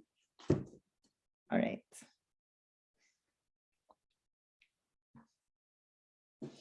Okay, so our next, the next thing we want to look at is subnational analysis. So as you may know, the Demographic and Health Survey gives us the option of looking at region and even provinces. Here we've kept it to just regions in the Philippines. And we want to start showing you how to explore the classification and regression trees, not just at the country level, but at the region level. And to do that, we'll ask you to go to Mentimeter again, menti.com, 2476 6622, and tell us, among these 5 provinces that you see below, or 5 regions, which ones you would like us to explore. And we will look at those 3.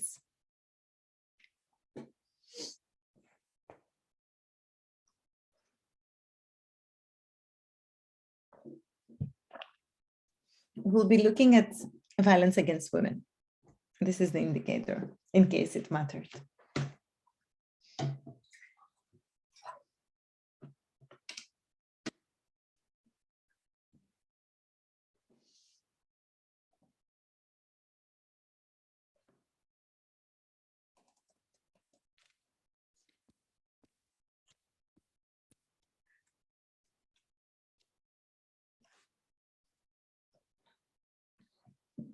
Okay, the first place is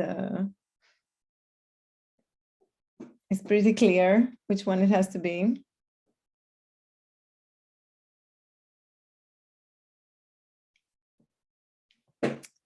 Okay, maybe we stop the voting now and we have our 19 regular Menti users voted for us. So we have Manila, Central Visayas, and Central Luzon. Okay, so let's see where they are. Not Bicol. Okay, let's start with Central Luzon. This is any type of, we're going to see 3, right? So we're going to do all 3. So Manila is coming up. So this is the 3 for any type of violence against women in Central Luzon. You'll see that 14% of women experience violence in this region. And only 5% of women who live in rural areas and have lower education experience violence. So this is one of our, sometimes we have results that are counterintuitive. So the group that you would think would be the furthest behind is actually not the furthest behind. Rural women with lower education, only 5% of them have experienced violence against women. By contrast, you'll see that urban women who have secondary or lower education, 18% of them have experienced violence, either physical, emotional, or sexual violence. This is one of the interesting results. It's interesting also to look at other groups in this graph. For example, among rural residents, those with secondary or tertiary education, and younger or older than 35, and with 1 or more children, they also experience violence at approximately the same rate of 18% as our furthest behind group. This is why sometimes it's nice to not ignore the rest of the 3, because in this case, it's probably a few decimal points that make the furthest behind group, the orange one, be the furthest behind group selected here as furthest behind, and not the one that is above it, that comes from rural residents with slightly higher education, either younger or older, and with 1 or more children. Similar rate of violence experienced. So different profiles. Let's move on to look at Central Visayas. I think that was the other number, yeah, the other region that was selected. So here we see that 37% of women experience violence in the region, and only 20% of women who live in rural areas and have tertiary education experience violence. So here education matters more, but rural residents again has lower prevalence of violence. By contrast, if you go to the bottom of the tree, you'll see that those with secondary or lower education, 42% experience violence. And then those in the 25 to 34 age group, 51% experience violence. And in this case, rural or urban does not matter. The rural or urban residents, that does not matter for the furthest behind group.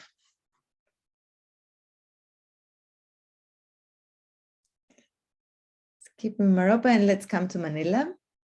So in Manila, you will see that any type of violence, 14% is the average, right? This is the average for the capital.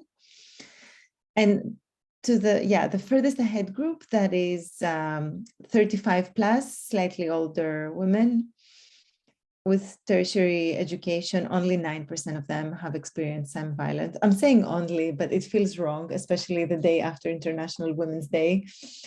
No woman should experience violence, right? But only means that it's slightly better group, right?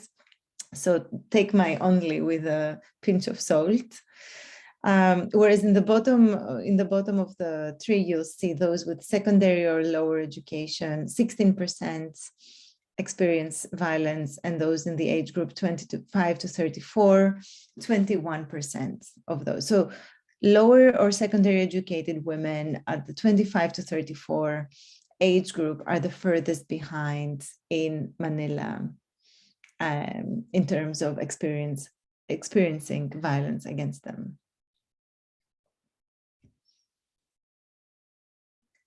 All right, so we saw 3 trees. Can you tell us on Menti if you want more trees for the provinces, or if that's okay and you've understood how to read the trees?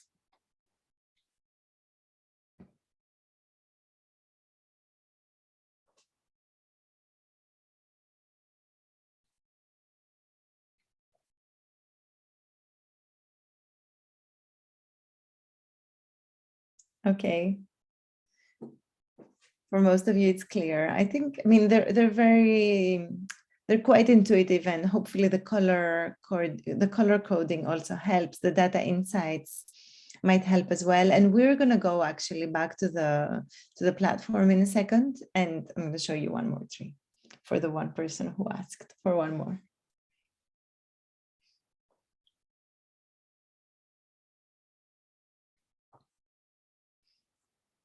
Okay. Thank you. So let's go back to the platform.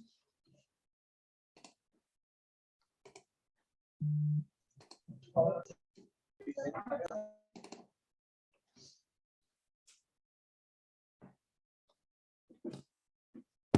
right. Can you see? Yes. Okay. So before we went into national analysis, now we go into subnational analysis. Here we are. So here you can select, I forget which indicator this is, it is still violence against women. So you can select, if you click subnational analysis, it will take you just a little bit further down. And this is where you will see the furthest behind trees for subnational analysis. So maybe since we're here in Mindanao, Autonomous Region in Masla, Mindanao, let's look at this tree. You'll see 7% violence against women, relatively low compared to the rest of the country. The women who don't have children under the age of 5 have the lowest rate, 3%, whereas those who have one child, one or more, but less than 2, and lower education, 15% violence against them. So it's an interesting tree. And again, you can see the information here. What are the criteria for looking at the furthest behind and furthest ahead? And what are the circumstances? We start by looking at the SDG that we're referring to, the data source, and information on the data, on the women, ever partner women. This is the age group and period over the past 12 months. And you will also see the circumstances that we're considering. This is under the information tab. Now let's see a little bit, let's move on, or actually maybe I can show you now a few of them, what else you can find in the graph. So here you can see, if we go to other indicators, if you click on other indicators, you can see all of the indicators that we have available for the Philippines. So we have, for example, sexual violence against women, drinking water, electricity, physical violence against women, skilled birth attendance, etc. This is our box plot. In this box plot, what we're trying to do is we're trying to summarize the information that was available in the trees. So for every tree, we have a furthest behind group and the furthest ahead group. If you remember, basic sanitation, furthest behind 49%, furthest ahead 94%. And the average was the average for the country, 76%. If you scroll down, you'll see all of our indicators, right? And you'll see data insights here. You also have an overtime graph where you will see comparison between 2 years, 2013 and 2017. I'll go through these graphs in a second in the presentation, but I just wanted to show them to you since I'm here. Right, so other indicators, no matter what indicator you've selected, if you go to other indicators for your country, for Philippines in this case, you can see the other indicators. And if you feel like you want to only look at a few of the indicators, you can click selected indicators and select or unselect a few, right? Only pick the ones you want. All right, so let's go back to the presentation.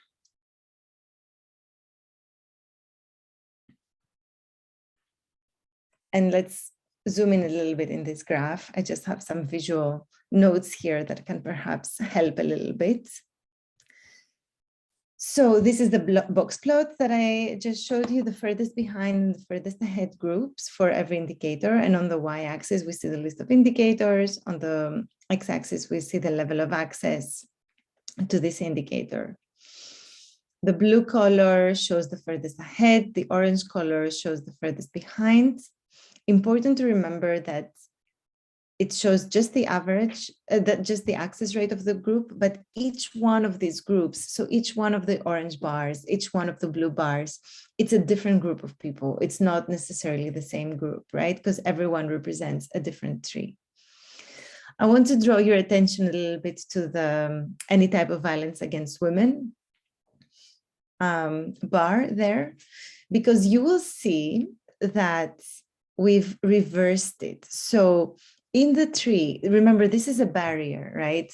And here we wanted to show the barrier together with the opportunities. So that would mess up the comparison a little bit. So what we've done instead is that for any type of violence against women and for all the other barriers, all the violence indicators, if you see there's a little star next to the indicators, and that means that we've taken the opposite of this indicator. So for example, for violence against women, the furthest behind group had the higher level of 34%, right? It was 34% prevalence of violence. Here you'll see the women in the furthest behind group. These are the women who do not experience violence against them. So it's the opposite. It's lack of violence against women. So that's why the rate is 66%. It's the 100 minus 34%, right? So the furthest behind group means that 66% of these women in this group have not experienced any violence, whether sexual, physical, or emotional or psychological. Whereas the furthest ahead group now, this is a better group, right? Before, only 15% of these women had experienced violence against them. So in this case, 85% have not experienced violence. So that's why this is the furthest ahead group. It's 85%.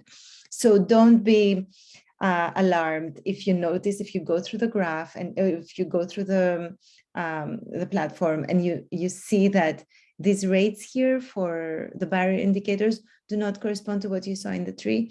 It's because they've been reversed to show the positive outcome for comparison. And this happens only in this in our effort to compare with other indicators and to put them in one graph together. But it also happens for the D-index. You'll hear more of that tomorrow. Now, looking at the snapshot for the Philippines, let's see what stands out. You'll see that clean fuels is one of the indicators with the highest gaps. We didn't explore this in the presentation so far, but you'll see here, you can go and look at the tree yourselves. The clean fuels furthest behind group is 6% access, clean fuels furthest ahead group, 88%. So big gap. But the biggest gap actually of all is in internet usage, and it's 84 percentage points difference between the furthest behind and the furthest ahead in 2017. Now, let's move to the next graph. This is the overtime graph. Okay, now let's just to explain a little bit how we measure overtime progress here, because it's not necessarily easy or intuitive. So one way to measure, and what we've selected here, is to look at whether the furthest behind group is moving closer to the average. We thought that over time, we thought that that is a decent way. There's many ways you can look at the gap between the furthest behind and the furthest ahead over time, or you can look at the percentage increase of the furthest behind group. But we thought that knowing that these groups are not always the same groups, what would be an intuitive way to say, yes, there's progress in this indicator, or no, there's not enough progress. To us, it is whether the furthest behind group is catching up to the average of the country. It's not a big ask. Doing this analysis for the Philippines, we see that the furthest behind groups are catching up to the average in the indicators that are at the bottom of the graph, which are electricity, basic sanitation, and skilled birth attendance. There's quite good progress, including also, well, for drinking water, it's almost the same. Now, the furthest behind groups that are not catching up to the average are in terms of access to clean fuels. They're also in terms of education, particularly tertiary education, and also in terms of family planning. So this is whether family planning needs are met with modern contraceptive methods. These are the indicators that require, let's say, perhaps more attention in the case of the Philippines. Moving on, I'm going to go back to the tool for a second, just to show you the last, well, the one before last type of analysis. It's our regional analysis. So here, if you scroll up a little bit, or if you click on regional analysis, I cannot seem to do this now. Okay, there.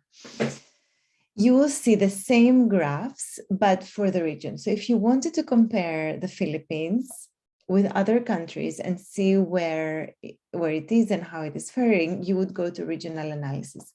Whatever indicator you've selected, this is the one that we'll show here. So here we still have any type of violence against women.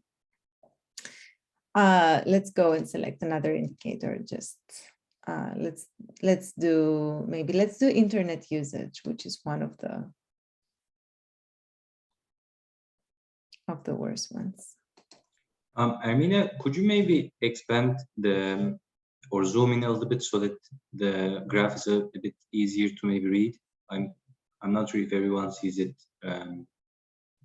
enough, but. So you cannot see my full screen very well? No, we see your full screen, but like the graph, yeah, this helps. Thank you. Better? Okay, good. Glad it works. Thank you. All right, so this is internet usage, and it includes furthest behind and furthest ahead. You can see, okay, maybe I zoomed too much. Sorry. Okay, there. So to the left, this is the same box plot. It's the same graph we had before. On the y-axis, you have the list of countries. You can see the Philippines here. On the x-axis, you have the access rate for each indicator. You can see that it's sorted by the mean of the country.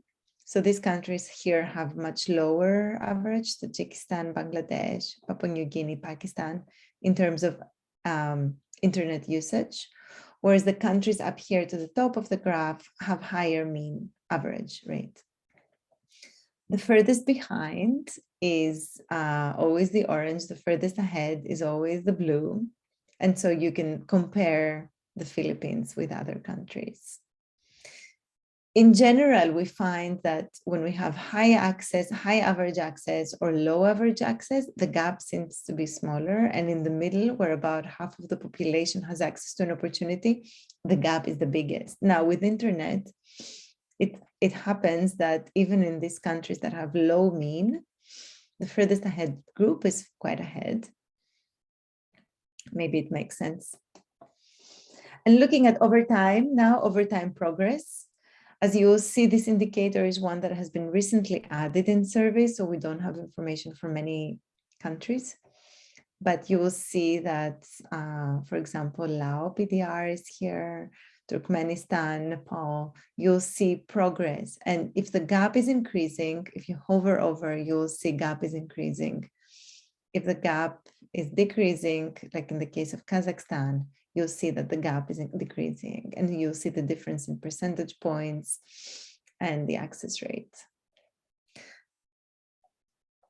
Yeah, Philippines, unfortunately, we did not have this information for 2013, so it doesn't show up here. But in the future, hopefully it will. Okay, so returning to our presentation.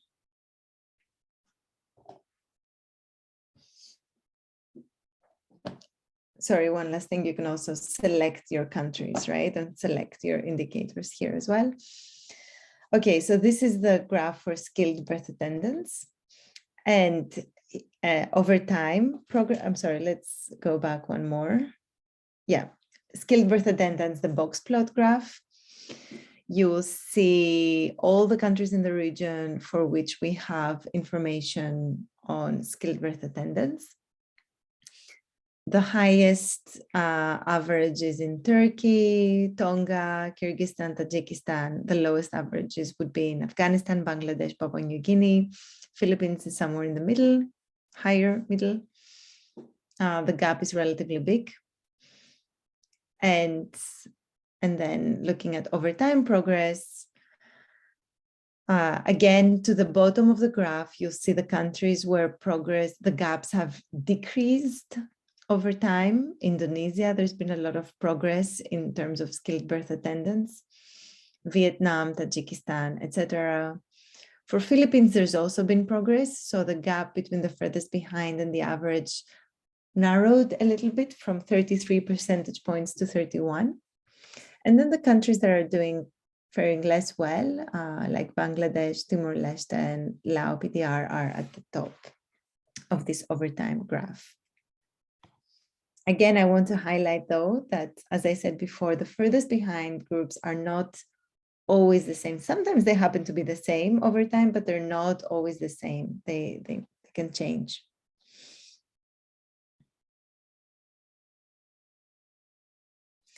Okay, and the final thing I wanted to show you on the platform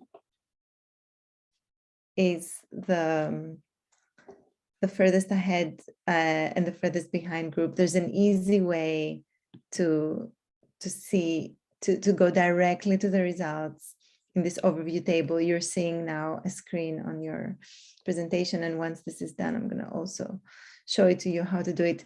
So this, you can select your indicator, your year, and you can see for all the indicators you're interested in, who is the furthest behind, what are the characteristics of these groups, and also what are some of the their gaps with others. Okay, let's go back to the platform. So you will see here up top, there's there is an option that says overview results. If you click on that, let's say you don't want to go through every tree for the Philippines, you just want to see a snapshot. I will reset. I will go and choose the Philippines. I'm going to choose 2017. I could have chosen all to see all the, and I'm going to choose all the indicators and click go. So here what this gives us is an overview for every indicator that we've looked at. It has some useful information on the furthest behind group, which is our group of interest. What's the rate of prevalence of this indicator we're looking at, the size of that group, and then the gap rate in the furthest behind group to the average and the furthest ahead group and to the furthest ahead group.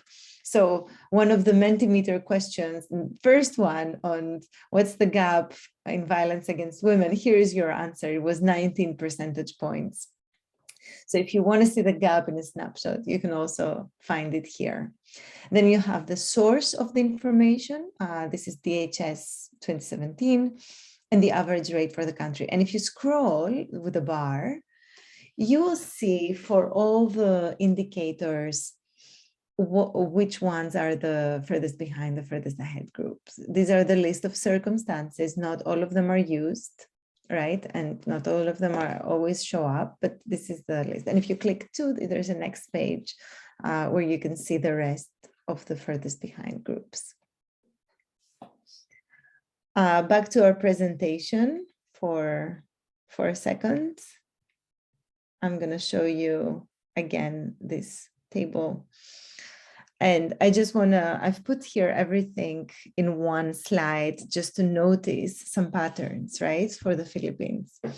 This is the complete version. So overall, we can see that the furthest behind groups generally consist of poorer individuals in the bottom 40 with lower education. You'll see lower or lower secondary. And this is at the national level, right? You can also get this information by province, but this is at the national level. And they're more often urban rather than rural, which is another interesting observation. There's a few cases where urban shows up as furthest behind, not rural. We don't see that as much. So we see also, generally the wealth does matter for most indicators, but we see that it does not matter in two cases.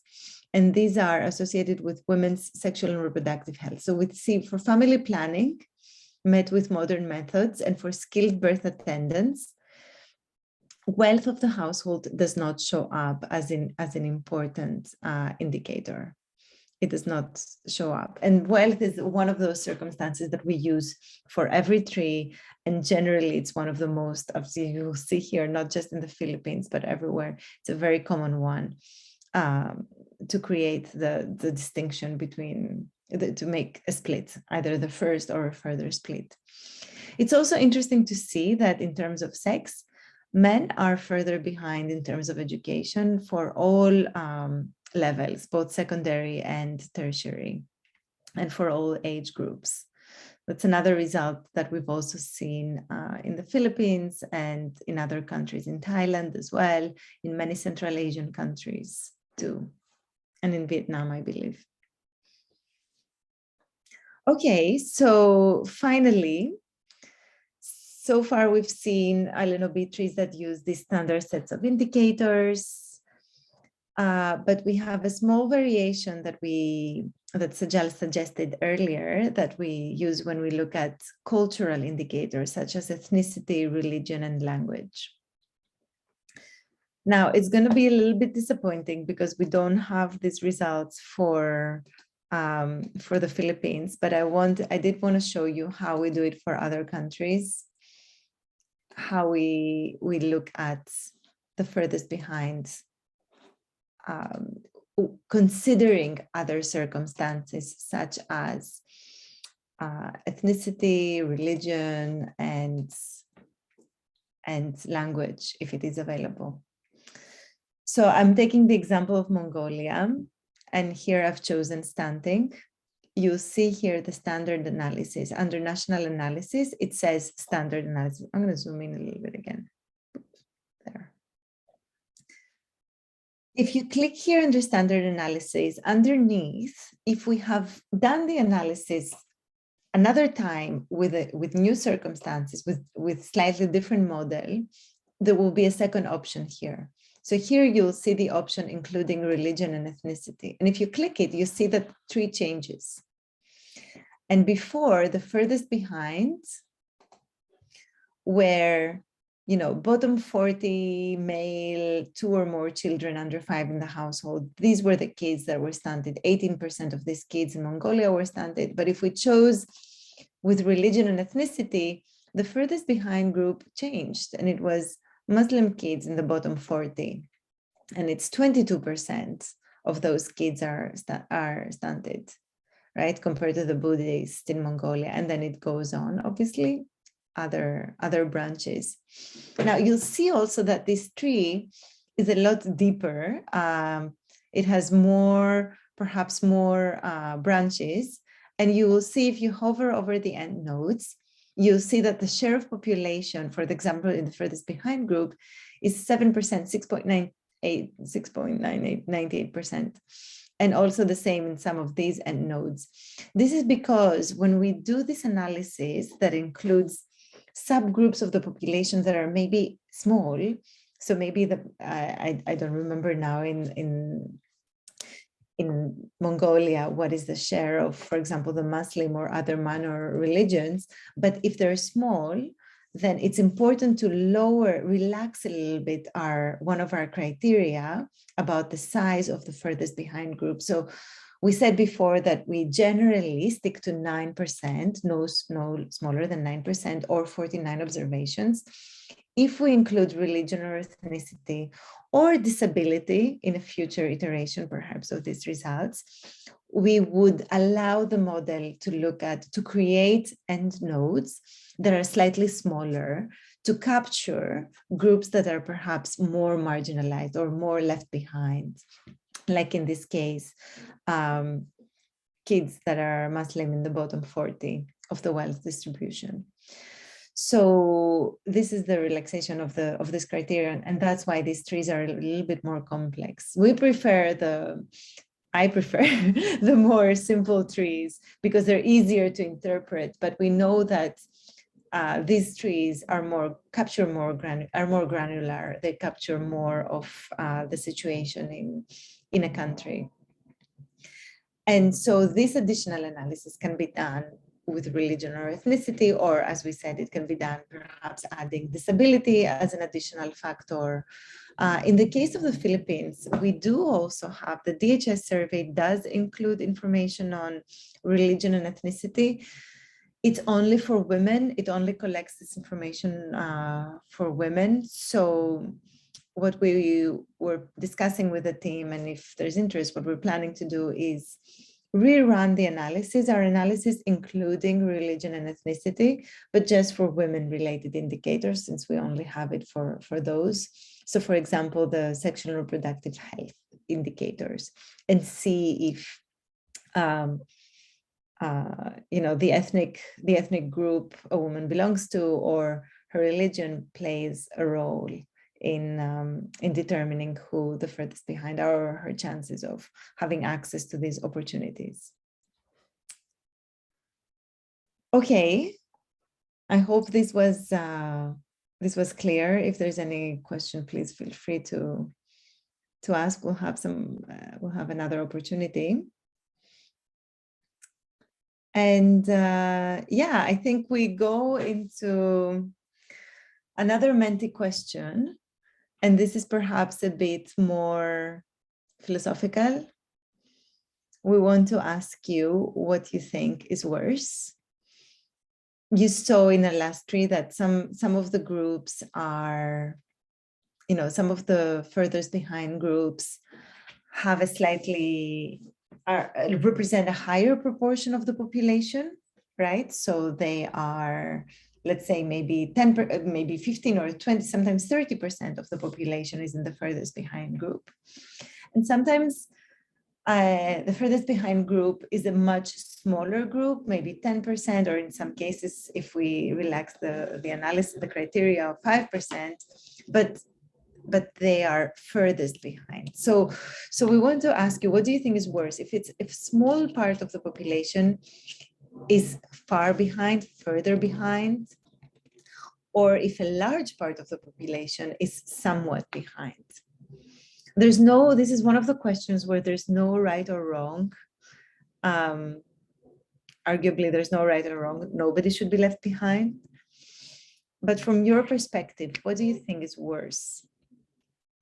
If a small part of the population is far behind, or if a large part of the population is somewhat behind? And you can go to Menti and vote. I think menti.com 2476-6622 is the number, and vote what you think.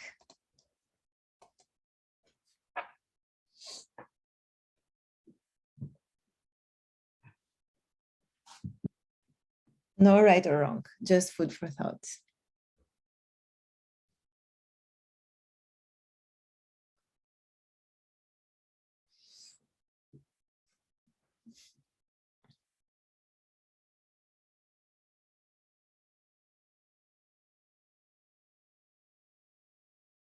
Okay. This is a tie, I think. Although votes are keep coming in and changing it a little bit.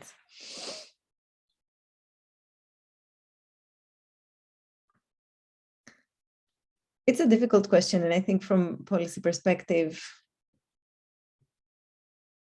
it's important to look at, easy wins. So things that can be done, low-hanging fruits, if it's a large part of the population and there's an easy intervention, then that tends to get preferred. But I know we always say that the last mile, right, is the hardest one. So it's harder to reach the small part of the population that is furthest behind. Having said that, it is important to pay attention to both groups.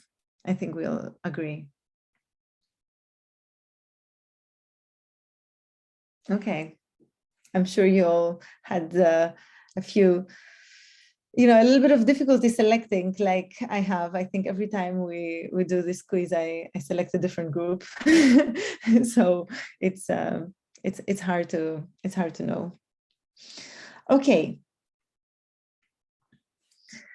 This is a little bit of, we're coming towards the end of the presentation, and of my presentation at least, and of today.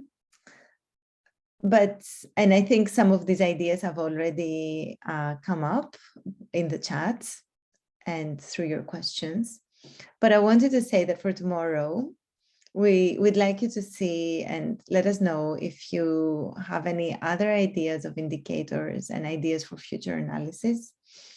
For us, the easiest thing would be to look at the DHS survey, and we're going to do it as well to look at violence against children and disability questions and see if those can be addressed.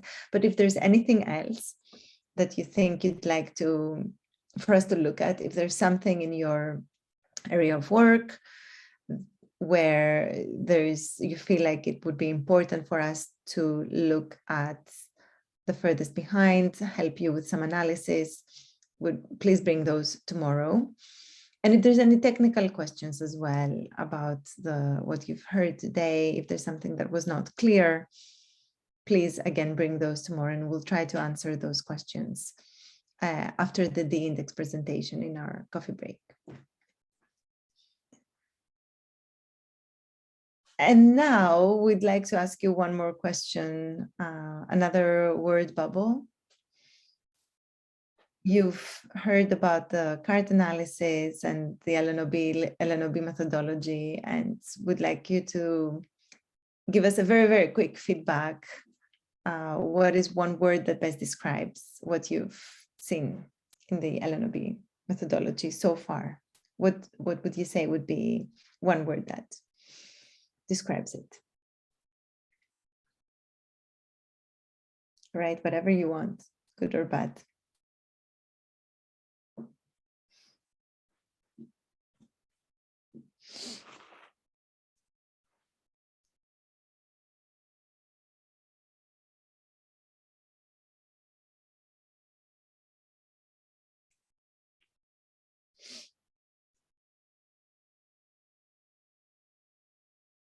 All right, nice words coming in. It's rigorous, helpful, comprehensive.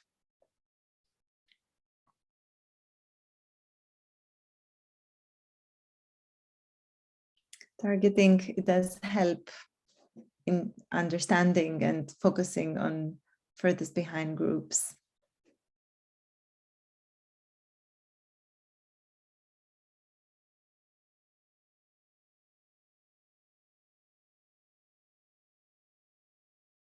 Inclusive. We try to be as inclusive as possible, although we always, the question on disability and the question on, we also get usually a question on migrants and how, to what extent can we include migrants?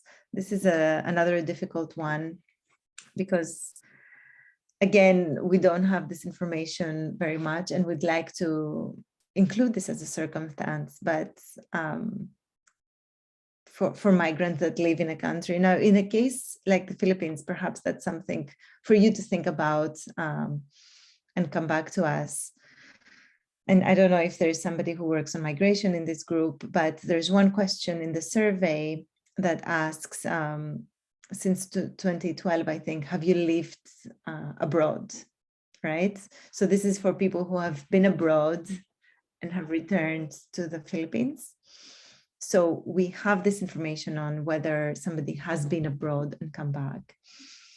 Now, this is a question that we're also posing to our migration colleagues in the division at ESCAP, if this is somehow information that can be usable for the analysis, and how we can interpret this result if we include it as a circumstance. What would we expect to see? Do think about it. If this is if you think that this is something that could be included and relevant for the case of the Philippines, perhaps this is a type of analysis that we would be happy to undertake. Okay, nice words coming in. I'm good.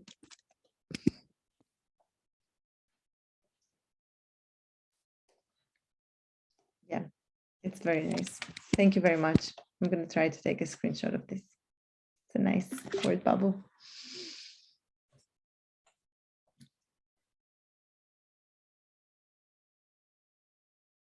Promising. Correlated. Easy visualization. Thank you. All right, this is very good. This has been very, very good. And thank you very much for giving us your feedback and your, yeah, it's been really nice to interact. I know there's a lot of you, so it's difficult to, and we're far, we're not seeing you, but this is at least a nice way for us to get, to get access to what you're thinking. So thank you. Okay, thank you very, very much for your time with us today. I don't know if there's any questions. I don't know if Celsa, if there's anything from the chat that we should respond to right now. Okay, great. So we'll have another chance. You will have another chance tomorrow. We hope that you'll be able to join us again at 9 a.m. your time for the D-index presentation, which is also quite exciting. And it's very practical, I find, and very useful for analysis. So, and after the D-index presentation, we'll have the coffee break where you'll be able to ask questions. Perhaps, hopefully, we can have a little bit of a dialogue. If there's something specific that you'd like us to analyze, if you've put some thought on one of these questions, please bring them to us, and we're here to work with you. Philippines is one of the countries where we hope to work with more in the coming couple of years.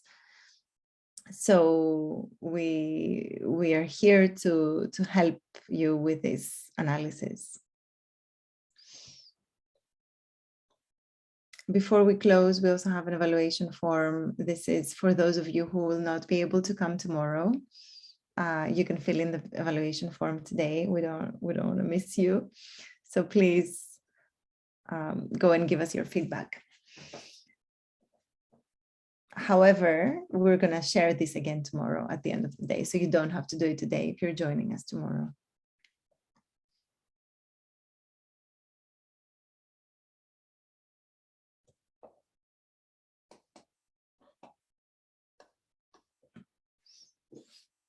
Thank you very, very much. We're done a little bit early, so you have an extra 20 minutes to go on with your day and do whatever it is you didn't plan to do, but now you have the time to do it.